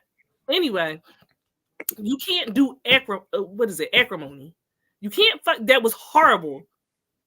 Horrible. You can't do Proud Mary. I'm gonna just say this. You can't do Proud Mary. That was horrible. I'm gonna just say this. Acrimony caused the biggest debate in the Black community. I kid you not. Who was right and who was wrong? And to this day, it is still a debate between people who was on his side and who was on her side.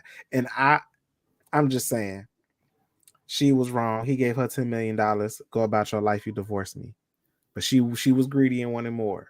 Well, Acrimony was supposed to be a depiction of a woman who had borderline personality disorder, and it was so wrong, so bad, and so irresponsible. Mm-hmm. So you can't do a Tyler Perry movie until you have solidified yourself making the type of money that you claim that you deserve and that you want. She wasn't a Karate Kid. She was Jaden's mom. You remember that shit? Oh, yeah, she was Jaden's mom. And who the hell watched the Karate Kid? But okay. Acrimony is on. As a fan of the series, Alan, that movie is garbage. No, it really caused. You in the medical field too. It is an irresponsible movie on top of that. But it is a movie. It's a movie. It's trash. It's bad. It really caused debate. Most don't know. So you can't go up and then go all the way back down there. If you swing in for the fences and it misses the mark, that's fine. But it ain't no way in the world you read that script and thought it was a good script.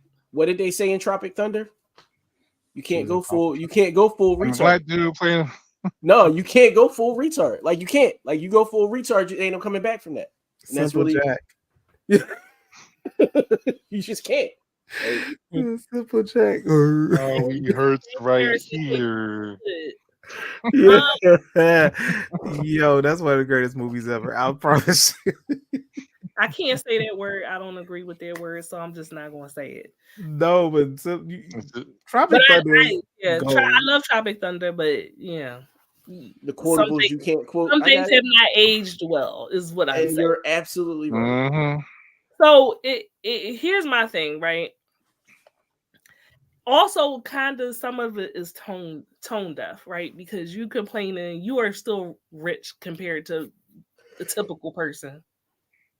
And I get it. But also, it's hard for me to feel like that's not rich people problems. It is rich people problems. Because you can diversify yourself and you can get money from other means. There's you can invest and you can start. Actually, yes, it's not a rich person problem. It's a black I was about to say problem. it's a black person. That's all of our problem because we don't get paid the same equally as our white. I'm being devil's advocate because there are people who are saying, I don't really feel sorry for you because you're still crying from seats that are. It doesn't matter. And those people don't recognize that in order for them to get to those seats, they have to still fight for people like that. Like the people that are in those seats. If your aspiration is to get to that, is to be on equal footing, then every fight when it comes to inequality is a fight that you should be on the side of equality. Period. So, like unless you don't want equality all around and you only want equality for poor people. Right. So why is the solidarity and the support that's being given to her? Why was not the same thing Monique? That's her approach. Monique said the same exact thing. It was two things. One, her approach was completely off. She went straight ham from day one. And we're gonna be honest about it. Pretty privileged.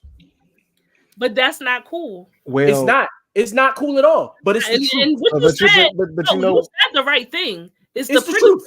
It's the pretty privilege.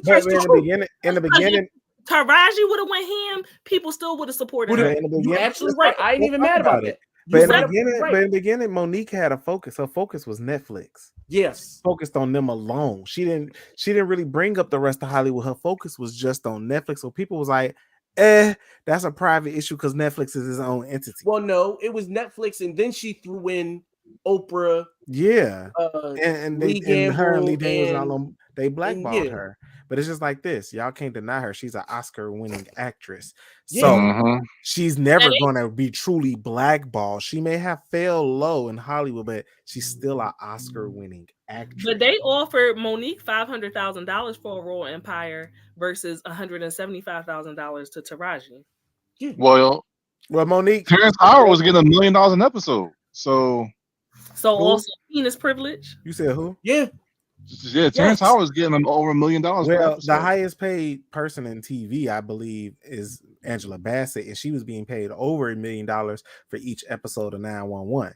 Well, the caliber of actress that Angela Bassett is. That's what I'm saying. But when you think about Monique compared to Taraji, Monique has definitely more accolades than Taraji. Yeah. So if she was asking for more money, she deserved to because she's been in the game for decades. And at a high level. And at a high level. And she is crowned and did a special as a queen of comedy. She has accolades that Taraji don't. She's been in more stuff that Taraji hasn't. She has a whole movie about her being a fat girl. Like, what? Yeah. I think Monique is an excellent actress. Man, Curtis, you get paid? Yeah. I think Monique is an excellent actress. You get paid? Shit.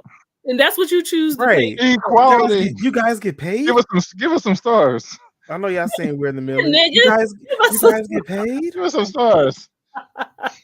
No, but Queen Latifah, you said what let me tell you, Queen Latifah she's an icon because she transcends different realms of entertainment. She Right. can rap, she can sing, she can act, she had her own talk show. She did she do radio? If she did, it was probably local in Jersey. Yeah, but then and also she's a producer. She's a voice in the LGBTQ community. Queen Latifah literally is well-rounded. She's a different breed. She is the LL Cool J of women. Well, no, she brings her Cool J of women. I like she brings her audience everywhere she goes, though. Like if you fuck with Queen, you fuck with her in everything that she does. And everything that she does. But I think that also, Taraji, some of this is the team that you chose. You said that you fired them because they did not capitalize on your success. You chose those people, and that's fine. You can choose wrong. Like, it happens. Those people are supposed to, while you are hot, they're digging up other opportunities for you.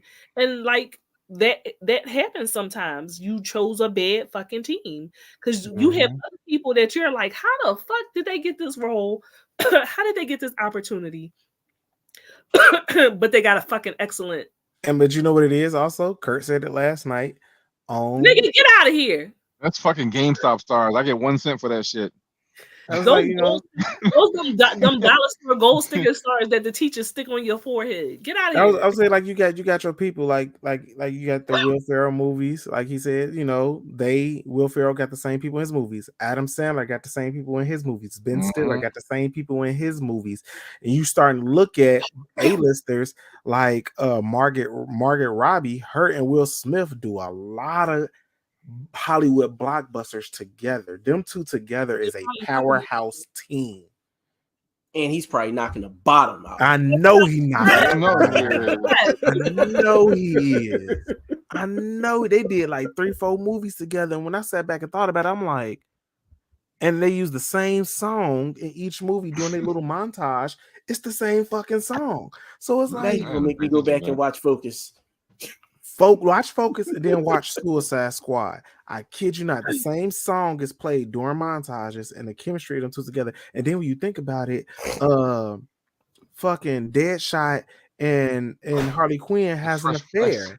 After she leaves the Joker, she, before she ended up with marrying her Poison Ivy, her and Deadshot was fucking. Yep. So it's like the chemistry, like them two together, like no matter what movie they do together, I know it's gonna be good. Like people work in teams. That's what they used to do back in the day, like way back in the day, right? Elizabeth Taylor and all them, whatever. Like if they had a leading man or a leading woman that they had good chemistry with, they would do movies over and over again. Because bitch, if it ain't broke, don't fix it. Exactly. That's right. Right, different role. But I just don't think that she found a good team yet. Yeah, she ain't found her tribe. I'll be on her tribe. She put me on. I'm on her. Taraji, if you ever see this, I'm on your tribe. Matter of fact, let me invite her to this. Let me send the invite. Let me send this. Not gonna blame this on the super independent black woman syndrome. No, okay. The super independent black woman syndrome. I just sent. All the black women who can't do group. I just sent it to Taraji, y'all. Hopefully it's random and she just hop in here. I'm stalking it. I'm like, you know, Taraji, get your ass in here. We talking about you because we love you. Okay. And if you need a nigga on your team, I'm that nigga. Okay. I would die. I would die. Also a HBCU grad, Taraji. Okay. So you know, I understand. You went to Howard, but you know, I went to Morehouse, a little better. What were you going to say, Ben? What, the super independent black woman syndrome? Please elaborate. So most black women, and I thought that this was I thought it was like a I can do bad all by myself. That's it. And not even just bad all by myself. I could do good all by myself too.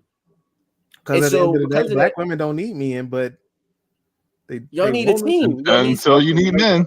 You don't need us till you need us. That's okay. And every time they get their heart broke, they get a new degree. And let's be like, how you do that? Oh, what does that have to do? Yo, the fact that you just said that, and I'm sitting here thinking about the fact that my ex got her master's. And she's like, how you do that right now? I'm gonna go get my 5th master's because this nigga just pissed me off. What how you do that? The motivation, man. I'm failing to realize. Yeah, but she had a team. She had a team, obviously, that she was probably pushing in certain directions. Because you can't tell me that if I'm part of your team, right, and I make 10% of whatever you make, I'm going for top dollar.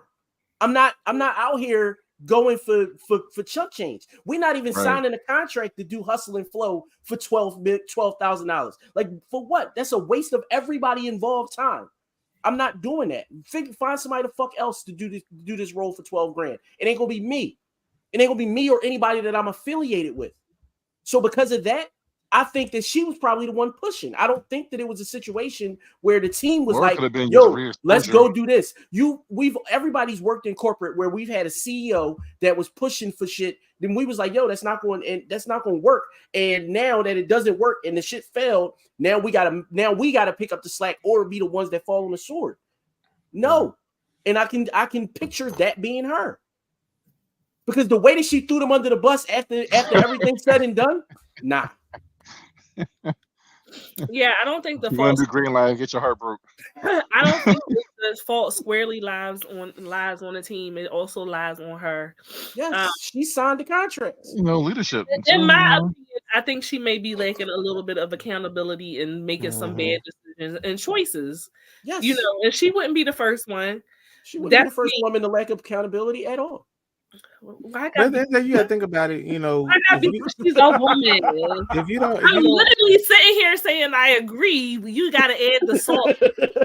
I'm gonna just say, like, maybe it's just, she's busy with trying to keep up with the appearance. Me personally, when I become like megastar famous, and y'all would know because y'all been seeing my journey all this time, but I'm going to be in control of my own social media. I would never trust nobody with it because at the end of the day, I have to promote myself and who I am. And I can't trust a team or appoint a person to do that for me. Like, if you take some pictures of me, send them to me so I can post them and I give you photo credit because that'll boost you too. But other than that, it's just like, as far as public relations sort and maybe her agent reaching out like, this is her new reel after a new episode, update the reel or like promote you. Maybe they wasn't doing it because like, she's stuck on Empire right now. That's good for her. We're gonna leave her where she at. I get that. People got comfortable. You never get comfortable.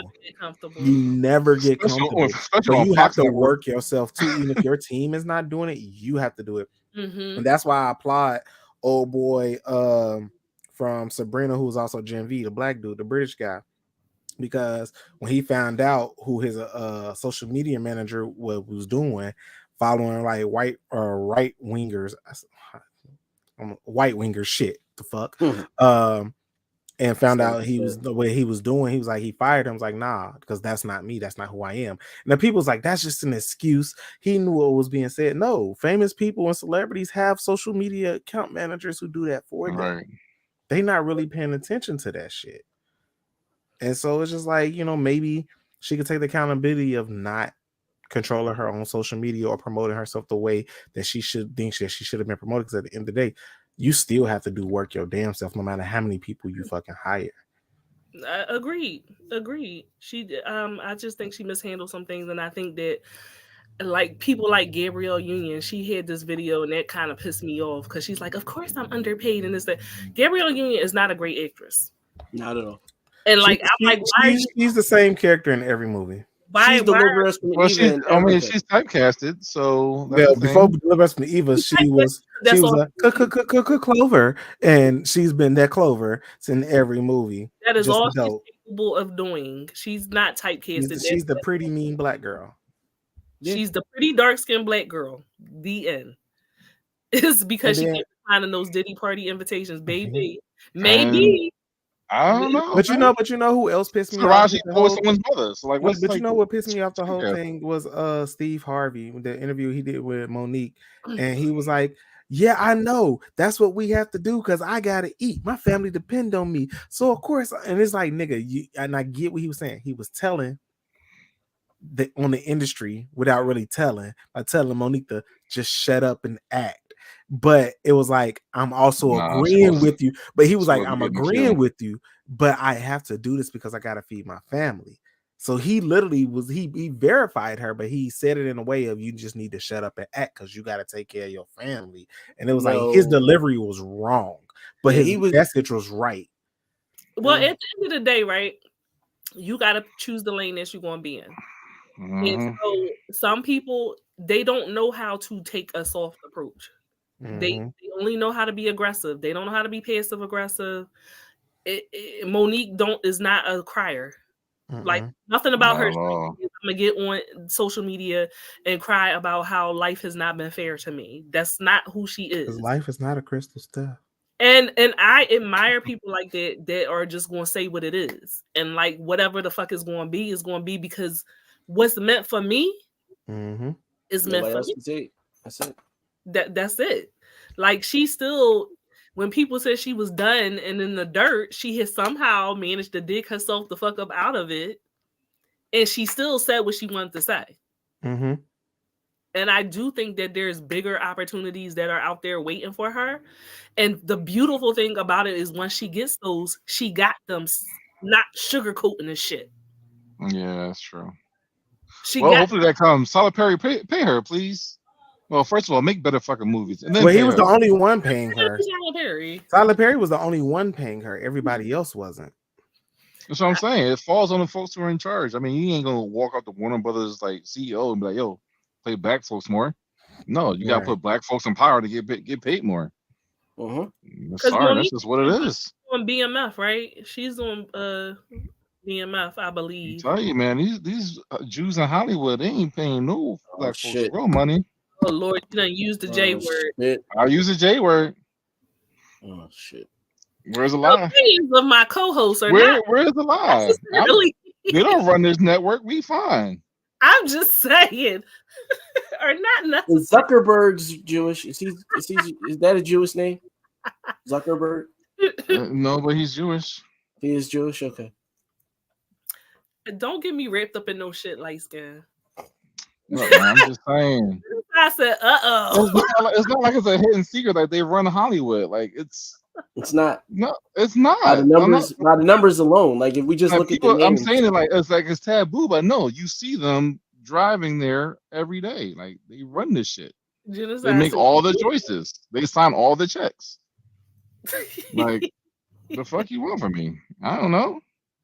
I listen. Play back folks more. So I won't. I won't call you out. There you go. Silencing people. You say what you want to say. You know what I mean? But I do. Them not paying Terrence Howard and Iron Man was pissing me off. Terrence Howard was great, and I'm glad he stood up on his ground. But then I'm also pissed off that Don Cheadle took over. I loved him. You giving him a little Iron Man. He could have been great, man. He could have been great. I don't know. I'm trying to picture him going forward being Rhodey. Like, what y'all think if he would have continued to be Rhodey? Yes, he said Jews like Rhodey was from Philly, and Terrence Howard is kind of from Philly, so I was kind of like, yeah, that tracks. Terrence Howard is from Memphis, ain't he? No, he's from Showing. No, he's from Showing. He's from Showing. He's like right outside of Philly. I don't know that he would have been a great Rhodey going forward, but okay. He said next time and never came back. I was just like, damn. Genocide said you saw what happened in the can and they had him on his hands and knees sucking toes to get back in. You're absolutely right. They did because they canceled everything. It was a part of it. I forgot about that. And then they got 50,000 kids to take care of, so he had to suck dick. I mean, she said toes, but yeah, he sure. had no choice. He said toes, but sure. But okay. Whatever Nickelodeon told him to suck, he sucked it. Because that dude was literally tied into too much, and he's the owner of Nickelodeon, so he like, nah, I can't do that. Hell no. I'm sorry, y'all. I'm sorry, master. Thank you so much, Carolyn, for the stars. I appreciate you. We appreciate you baby. Every week. Before we move on to our final topic, I want to say, of course, behind the scenes, we have not our Lord and Savior Jesus Christ, but just the best. Just the best. Yeah. And it is the season of giving and family and love and friendship, of course. And you know that our show is built on mental health, right? That is one of the things that we are built on, mental health and the psychology and all of those things. And this is the things that I practice in my everyday life, supporting people who are going through these struggles and these obstacles. I want us to please come together and support my sister from another mister, Jessica. She is going through some trials with her sister. Her sister has been going through a long road of recovery. She has also been overcoming mental health issues for a really long time. And so, like, we've talked about these extensively over the years, but she actually is in a wonderful place right now.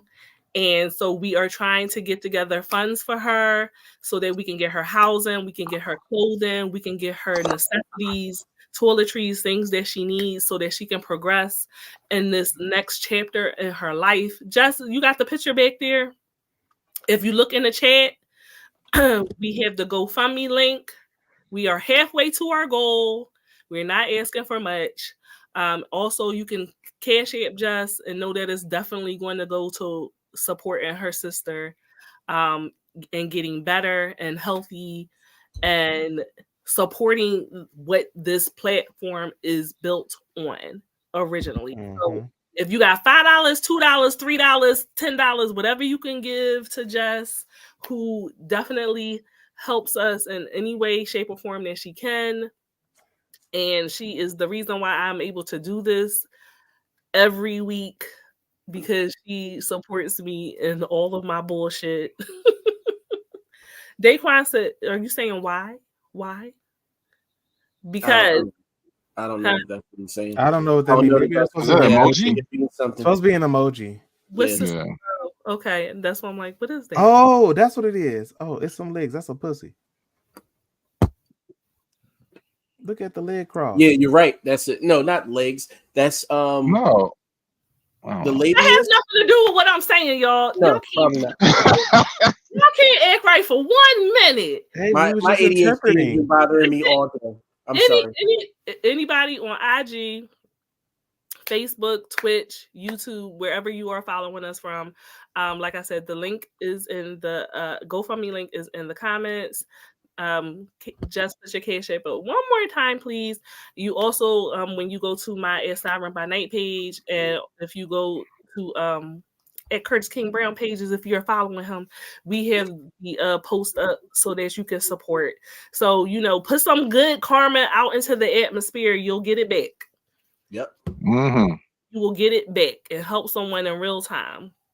Mm-hmm. Now, our last conversation is, of course, we all know that we have long awaited The Color Purple coming out. Not all of us, but some of us. It stars Fantasia, Taraji, who we were just speaking about, Danielle Brooks, who was in Orange is the New Black. What's the guy's name? Coleman Domingo.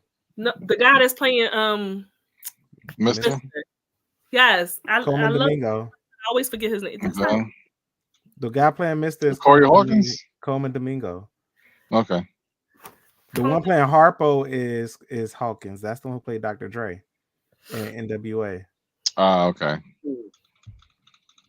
Look, now I'm like check. Yeah, Coleman Domingo was Mister.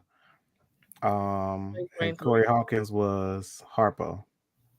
If that's him, he too good looking to play Mister. Coleman Domingo is definitely in a gay marriage right now with a white guy. That ain't necessarily bad, but okay. Well, you guys saw that white penis. I'm sorry, as how y'all black women feel about black celebrities marrying white women, I feel the same way about black gay male celebrities marrying white men. I can see that. Mm-hmm. Yeah, but a lot of white men are now marrying black women, so I feel like we up. They have discovered. And the words of Dr. Umar Johnson. Okay, Bunny Hopper. I'm gonna hop on something.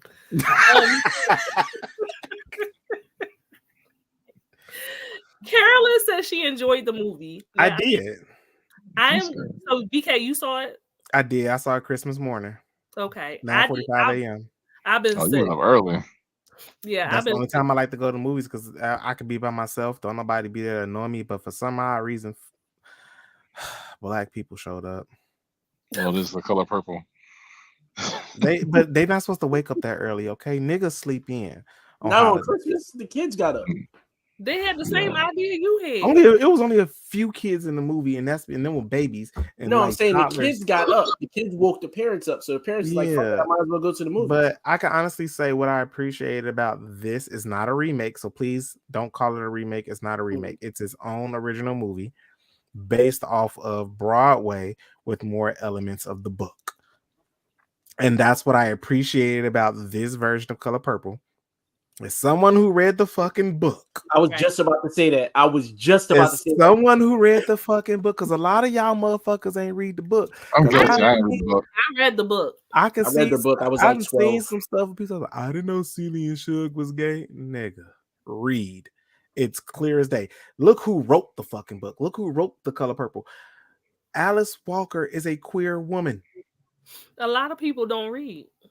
Like, read. Especially when they bring out movies. Like, read the book. Please, any movie.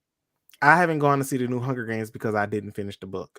As someone who's in the movie series, yes, I should have been finished this fucking book, but I haven't finished the book, so I have not gone to see the movie. The book is definitely always better than, and you understand so much because, of course, movies are not going to include everything in the goddamn book. So that's why you should always read the book so you can understand the full story and understand what was cut out, what was short, and what was done. Because I can honestly say, I appreciate the whole push the button scene.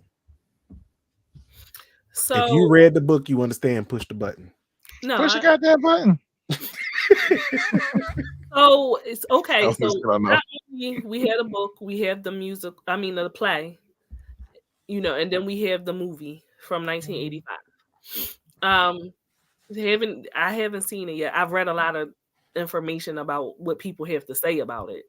I don't mind the spoilers because I know it's never going to be better than the movie for me. I know it's the original movie. Yeah, the original. It's not going to be better than you can't compare the two. They're two different things about the same story. I know. They're literally two different genres of movies. Maybe I should read it now. Like I know, but also it's not going to be better. It's not. So okay.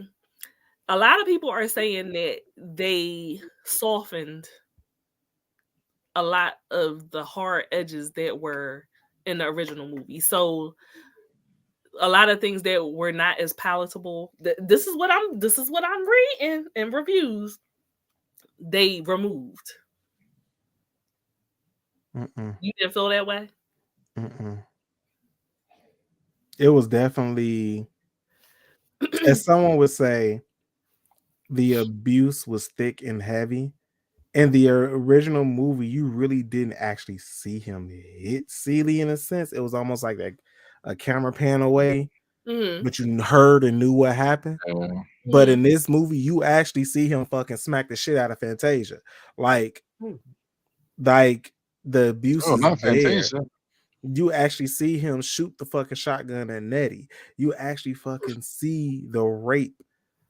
Well, you don't see the sex, but you the camera is focused while the rape is happening, and you actually see I fucked my daughter, and when she had his child, I'm gonna take the child and give it away until I'm giving it to God. Like you actually see the abuse Celie goes through from. It is more black trauma. That's exactly what I was thinking. Like it is more black trauma, but I can honestly say compared to the original movie, it's like in today's time of movie and cinema, it's okay. It's okay for this to be on the screen, so they gonna put it on the screen. Back then, they was like, "Nah, we can't put that up there because and Whoopi Goldberg spoke about that. They couldn't really show the Suge and Celie lesbian scenes in the original movie because of the way it stated the world, and it was against the gay community in the 80s. They couldn't put that in the movie. And so Curtis, like, I understand what you're saying. I do. When you say more black trauma, yay. But if you read the book, that's what it is. But I guess he would say, okay, well, we already made this movie, and we was having this conversation in the chat. But we are the age that we are. There is a new generation coming up underneath of us. There's always going to be a need to show the horrors and the atrocities of certain things in the past. There's always going to be a generation that needs to see that. I know for a fact that I've had people that were younger than me that were just like, oh, before Obama got elected, like, oh, there's no racism. I don't believe in racism anymore and stuff like that. Like, it's like, so we make these great strides to not show the black trauma and not wallow in it. But then you also hear the people that don't know their history. And so they think that this polished, especially since the history book's been changed. The polished view is what life really is, and there will always be a need for it. We don't have to watch it. It's not for us. That's what I would say. We need something polished. Let's remake the Wiz. Can we get a Wiz remake? They did. It was live on ABC some years ago. Not that one, not the ABC one. We need like a real in the movie. I mean, so let me break it down to you. I did like the play on ABC though. But Curtis, people who don't know their history are repeated. Let's break down the Wiz. Let's really break down the Wiz. Dorothy was high as shit. Okay, first off, everything she's dreamed about a fucking talking scarecrow and crows. She dreamed about a talking rocking robot Tin Man and a fucking lion statue in front of the art museum. All that was happened allegedly before they got to the black women blowing the smoke with the lipstick, the poppies. The bitch was high on opioids. She saw all of this: flying monkeys, evil witches, magic, munchkin land, midgets in neon colors. The bitch was high. She was going through her trip. And when she got done with her trip, she woke up with her family's front. Girl, you okay? Because you was over here having a nightmare. And even with the white version, the original Wizard of Oz, the bitch was running through the poppy field before everything. So the bitch was high. I hate the white version. Oh, it's a tornado. I see a evil lady on a bike in a tornado. Like, you're high. And you have to laugh at the midget. Like, you're high. Oh, man. Click your heels 3 times. You're going home. She had a bad dream. And what she do? She woke up with her family's friend. Are you okay? Dorothy was on drugs. Let's put it point blank, period. Because what black person gonna chase their dog outside in the middle of a fucking blizzard? And a real black person like, they'll be back. They gonna be hungry eventually. I always tried to We figure ain't out chasing no dog down no street. How Diana Ross got that role. Like, she was old as shit. I was like, I thought Dorothy was supposed to be a little. She got the role because her best friend Michael Jackson got the role of Scarecrow. Yep. She got the role because Diana was fucking the right people. Let's be clear. I don't want to think that of the icon queen, but you damn come on. You know Diana. I am saying I know how I would act in Hollywood. I'm not going to put my projections on other people. Look, I sign NDAs. I'm not putting my projections on other people. No, I'm not mad at her because she fucked the right people to get to the right places. You know what I'm saying? But Dreamgirls was based on her for a reason. Yeah. Okay. Was Dreamgirls based on her? Yes. Dina is Diana. Yeah. It was about the Supremes. 100%. Wow. But Mary I get that. Mary had the voice, and she isn't. Mary is the one that died destitute, without money, penniless. And Mary had the voice. Okay. So yeah. Jennifer Hudson, yeah. Yeah, exactly. Exactly. And Curtis was supposed to love me. Barry. There you are. Barry Gordy. Let's not do that because I promise you I could do that whole scene by myself, all parts. Now you're lying. I've never been so thin. You're lying because you're knocking off of that piece of thing. She better than everybody. She ain't better than anybody. She ain't nothing but common. Now who you calling common? You're self-indulgent, self-absorbed, and professional. You! I'm calling you with something pieces knocking off. Now that was that you talk about making something and living up to the hype. That was a good that scene was literally everything. That was a good answer. But it never made sense to me because, bitch, you pregnant by this nigga. I'm not gonna be on Section 8 living in a hovel while this nigga living his best life with that yellow bitch. Not at all. Yellow bitch. It was before her time. She didn't take a page out of today's IG so-called models. She didn't take a page out of the IG horse today. Get you pregnant and get you a bag and get out the game. She wasn't a whore though. She wasn't a whore. She trying to be. But she got pregnant and then get back in. She should have got a bag. I'm tearing all because now he owe her. Well, she was 12, and now he owe her 12 years of child support. The court finna set him up, and he black. Oh, they gonna double it. Yeah, Effie ain't had the right type of friends, is what I'm saying. She need them ghetto friends from rap shit. I'm sorry, but they made her seem like she was so mean until it was time to be mean. Like the fuck, that was the time to be petty and mean. Everybody, your brother and everybody else betrayed you. I mean, she could have said She could have said something because. You know, the whole scene, heavy. It was like, girl, just talk. Just tell them you pissed off at them right now. Like, men aren't psychic, okay? And I tell this to women all the time. I am not psychic. Please tell me what your issue is, or I'm oblivious to what the fuck is going on. I agree. Like, I'm not psychic. Please talk. Communication is a big thing with me, and if you don't communicate, and I find out months later you was pissed off about something that happened 2 years ago. Communication, girl. Carolyn said, "Hold it, my youngest enjoyed this movie." I think that is in reference to Curtis's young people comment. Yeah. Ain't no one young going to see The Color Purple. A certain type of youngin is not. A lot of young people, especially if you're into drama like me. Right. So you make an assumption because hello, theater nerds do exist. So, yes, we do. Yeah. Did you? He said, "Did you take them or did they ask you to go?" It doesn't matter. Again, it's not for us. You don't have to watch it. Oh my god! I am not old as shit. You older than me, nigga. BK a little young tender still. In this chat, yes. In this live, I'm the youngest. Yes, he looking like somebody pop sitting over here. You know how Pop had the robe, and he bring me my pipe, you little. I got a little cold, so. Oh, look at him. My nipples got hard, and I was like, I don't want to get burned. So,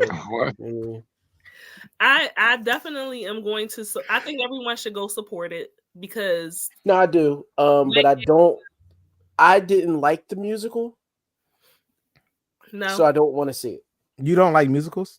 No, I didn't like that musical. I don't like musicals. You saw the Broadway play? Yeah, I didn't. I'm not the biggest fan of musicals in general. Okay, but I don't like. Yeah, I don't want to see. The idea of a musical is weird for me. Like it's like, yo, you singing, but bitch, you just got punched in the face. Like there had to be another way of saying that. But like, all right, speaking of musicals, in a couple of weeks before y'all go see it, yes, the new Mean Girls is a musical. Okay. No, I don't want to see it, but please don't. It's a musical. I'm letting y'all know that now. Yeah, no. I'm not. The only musical I like is Sweeney Todd. Darius, you about to get oh my god, I fucking love Sweeney Todd. Sweeney Todd's a good movie. Yes. To this day, good. I refuse to eat a pot pie. My kids came in and was like, "Did you see Mean Girls is coming out?" I was like, "Can y'all stop messing with our shit? Like, this is ours. It's ours." Mean Girls, literally. I'm gonna be honest with you, and a lot of people don't understand why, and I can explain. Mean Girls is top 3 movies of all time. Top 3 of all time, because it tackles so many issues under the psychology and sociology realm, as far as like literally when you think about society and popularity and likes and who can do what and how you look and your social status and the also the realism of high school and like that realm of how that fucks with you mentally during your puberty of a teenager, and then the real life of teachers going through divorce, being accused of shit, and fucking coaches sleeping underage motherfuckers. It tackles so many fucking issues.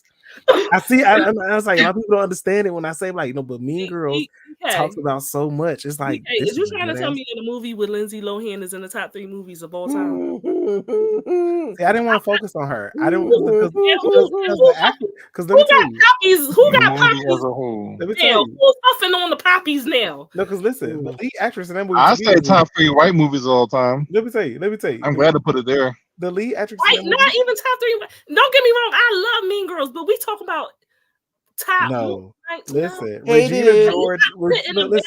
You got to put it in a very specific category for that to be true. Teen college movie category. You want to say teen white movie? Curtis said, like American Pie and shit like that. Gotta be a very specific genre for that to a very specific genre. Okay, if we're gonna stick to teen white, is definitely number 1 then for teen white. Yeah, teen white. I can round white because Regina George was my star of that movie. She was. But the movie also tackled a lot of issues that we as people fucking face today. Again, I really also like The Parent Trap too. Lindsay Lohan was on fire back in the day. She 2 for 2. Parent Trap was cool until I found out. Let me tell you, I really like Parent Trap until I got old enough and found out that she didn't actually have a twin, and I was upset. I was like, "This movie is a lie." Like the girl was that good, man. No, I really thought she had a twin. Like when I was a child, I thought she had a twin. I was like, "Oh, they like the Olsen twins," but then I found out they just like used camera magic. Got range. That really hurt me. I thought she had twins. I thought they were twins. That would upset me. Then Lindsay Lohan is. We went from black people movies. The talk about George is the queen. My bad. I don't know how the hell. This time to go. I'm fucking starving. Okay. I gotta go see my baby. Go see Color Purple. Go see Color Purple. I'll go see Color Purple. Go support The Color Purple. I'm gonna go take my. I did hear that Danielle Brooks killed it. She's getting an Oscar. She played Sophia. And I heard that she was fucking amazing, and I'm getting Oscar tease from the reviews that I'm seeing. Danielle Brooks killed that this probably was a major breakout role for her. This was her breakthrough for her. She did good in Orange is the New Black, but this is Oscar nomination worthy, like dead ass. I already knew she had. And because it's a musical, no, I can't. It can't be a Tony, can it? Because it was in the theaters. Yeah, Dreamgirl didn't get no Tony or anything like that. Yeah, so she can get Golden Globe and she can get Oscar. But yeah, Danielle Brooks, bravo. She can come back and get Tony. She killed Sophia. Like, bravo. Like, I loved her. they explored her being in prison more, and I know that's probably gonna make me. When I say the book is heavy in this movie, yeah. I'm gonna go read the book too. Seeing her in prison literally almost and make your let your babies read it too. I'm gonna see if there's an audiobook. Okay, do that. Do that. It should be by now. The book. Oh my God. And also, read about Oprah Winfrey. And for the people that do not know, there is a follow book called The Temple of My Familiar by Alice Walker as well. Y'all, if y'all read The Color Purple, then y'all also want to go read The Temple of My Familiar, because a lot of people don't know that also explores the same themes about womanism and, you know, Celie and Suge being super lesbians, and that super lesbos. They were super lesbos in the book. I promise you, they were super lesbos. I'm just saying, so y'all might want to add that to this. Thank you everyone for joining us for this nightcap. When we see y'all again, it will be 2024. Is it season 3 in 2024?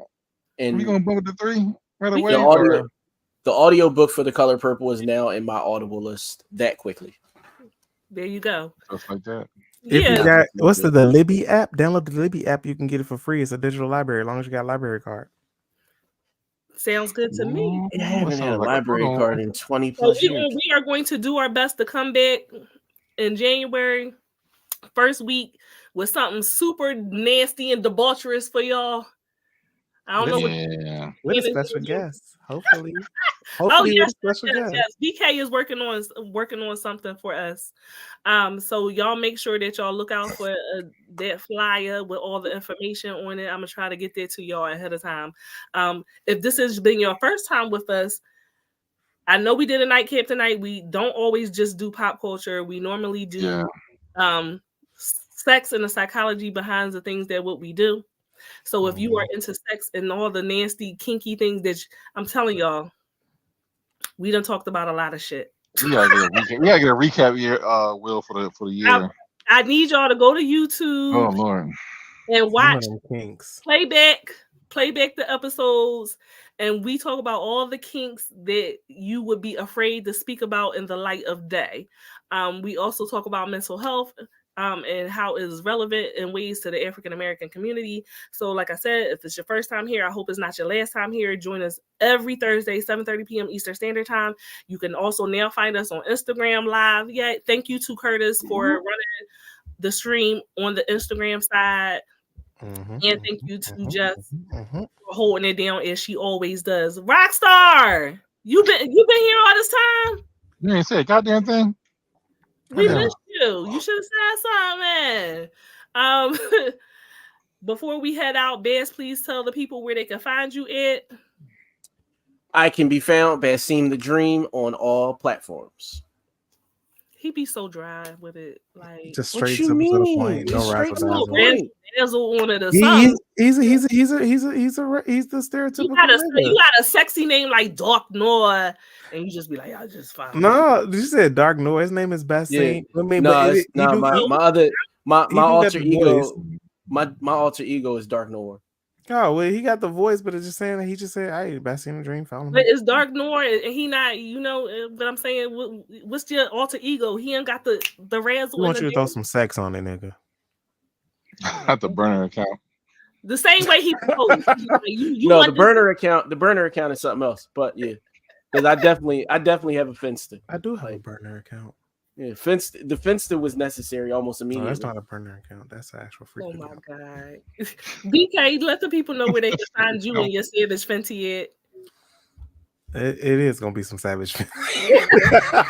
Like that's giving. All right, it's BKE for all life on all platforms, and don't forget, I'm also Mr. August into my cosplay is Black on the Taco Noir calendar. You know, see, there's that the hypeness. Listen, if Mr. I had something to be hype about, I'd be hyped about it. August, you know, go ahead and order your calendar. Go to the link right there. Use the promo code BKE for life. We got 16 calendars left to order. All right, go and put that in. You know, I'm a cosplay streamer, actor, everything. Jack all trades, master none. But go ahead, follow me, y'all. I don't know. You said Jake, and I thought you was going somewhere else. This ain't the episode. That's next year when we come back. That's right. With the special guest. And light skin. You're a resident unicorn co-host, sexy role wearing motherfucker. The Cardi.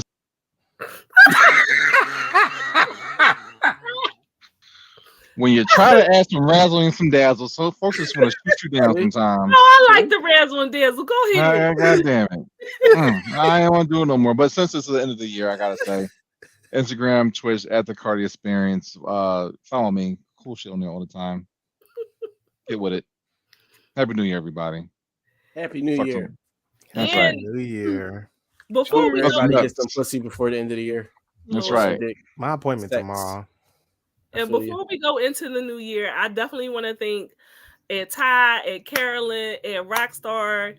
Silent here tonight, but he definitely A1 day one for always being here, giving us stars, for supporting all the new people that have been coming in. Definitely appreciate you guys. I hope that y'all have a safe, happy, healthy, prosperous, abundant, sex-filled, no babies, no STD New Year. There we go. I love it. Love whole responsibly. No babies. That's right, no babies unless you want them. I said at 35 I was gonna have a child. I'll turn 35 next year. So. I'm at Siren by Night on all platforms. I'm at Siren by Night on IG, on Facebook, on TikTok. I am actually at Siren _ by Night, and I am going to be getting back into making my TikTok content. I had to take a break, y'all. TikTokers. Child, but I'm getting back into that, and hopefully I will have a new photo shoot, a not suitable for work photo shoot to share with you guys soon. That is on my list going into 2020. Always fun. Got to get these cakes out here for y'all. Yeah, once I get this bite together, I'm gonna have one too. You do body fine. I do have a photo shoot in different Fenty underwears. Yes. So until next time, y'all breed, but don't get pregnant. Okay. Hold responsibly. I love it. I love it because breeding is the breeding kink is awesome. Please breed. Y'all gotta follow us every Thursday to understand where we coming from. Power wash them walls. Yo, wait, Jess, for the breeding, please show the Diddy seed one time, the Bishop seed one time. Oh my God. And don't forget to support my girl. Please, if y'all need the information, just DM me or Curtis, and we'll get that information to y'all. Help somebody, it comes back to you. Until then, yep, go ahead. I'm gonna go make my dick appointment. Y'all have a good night. Peace.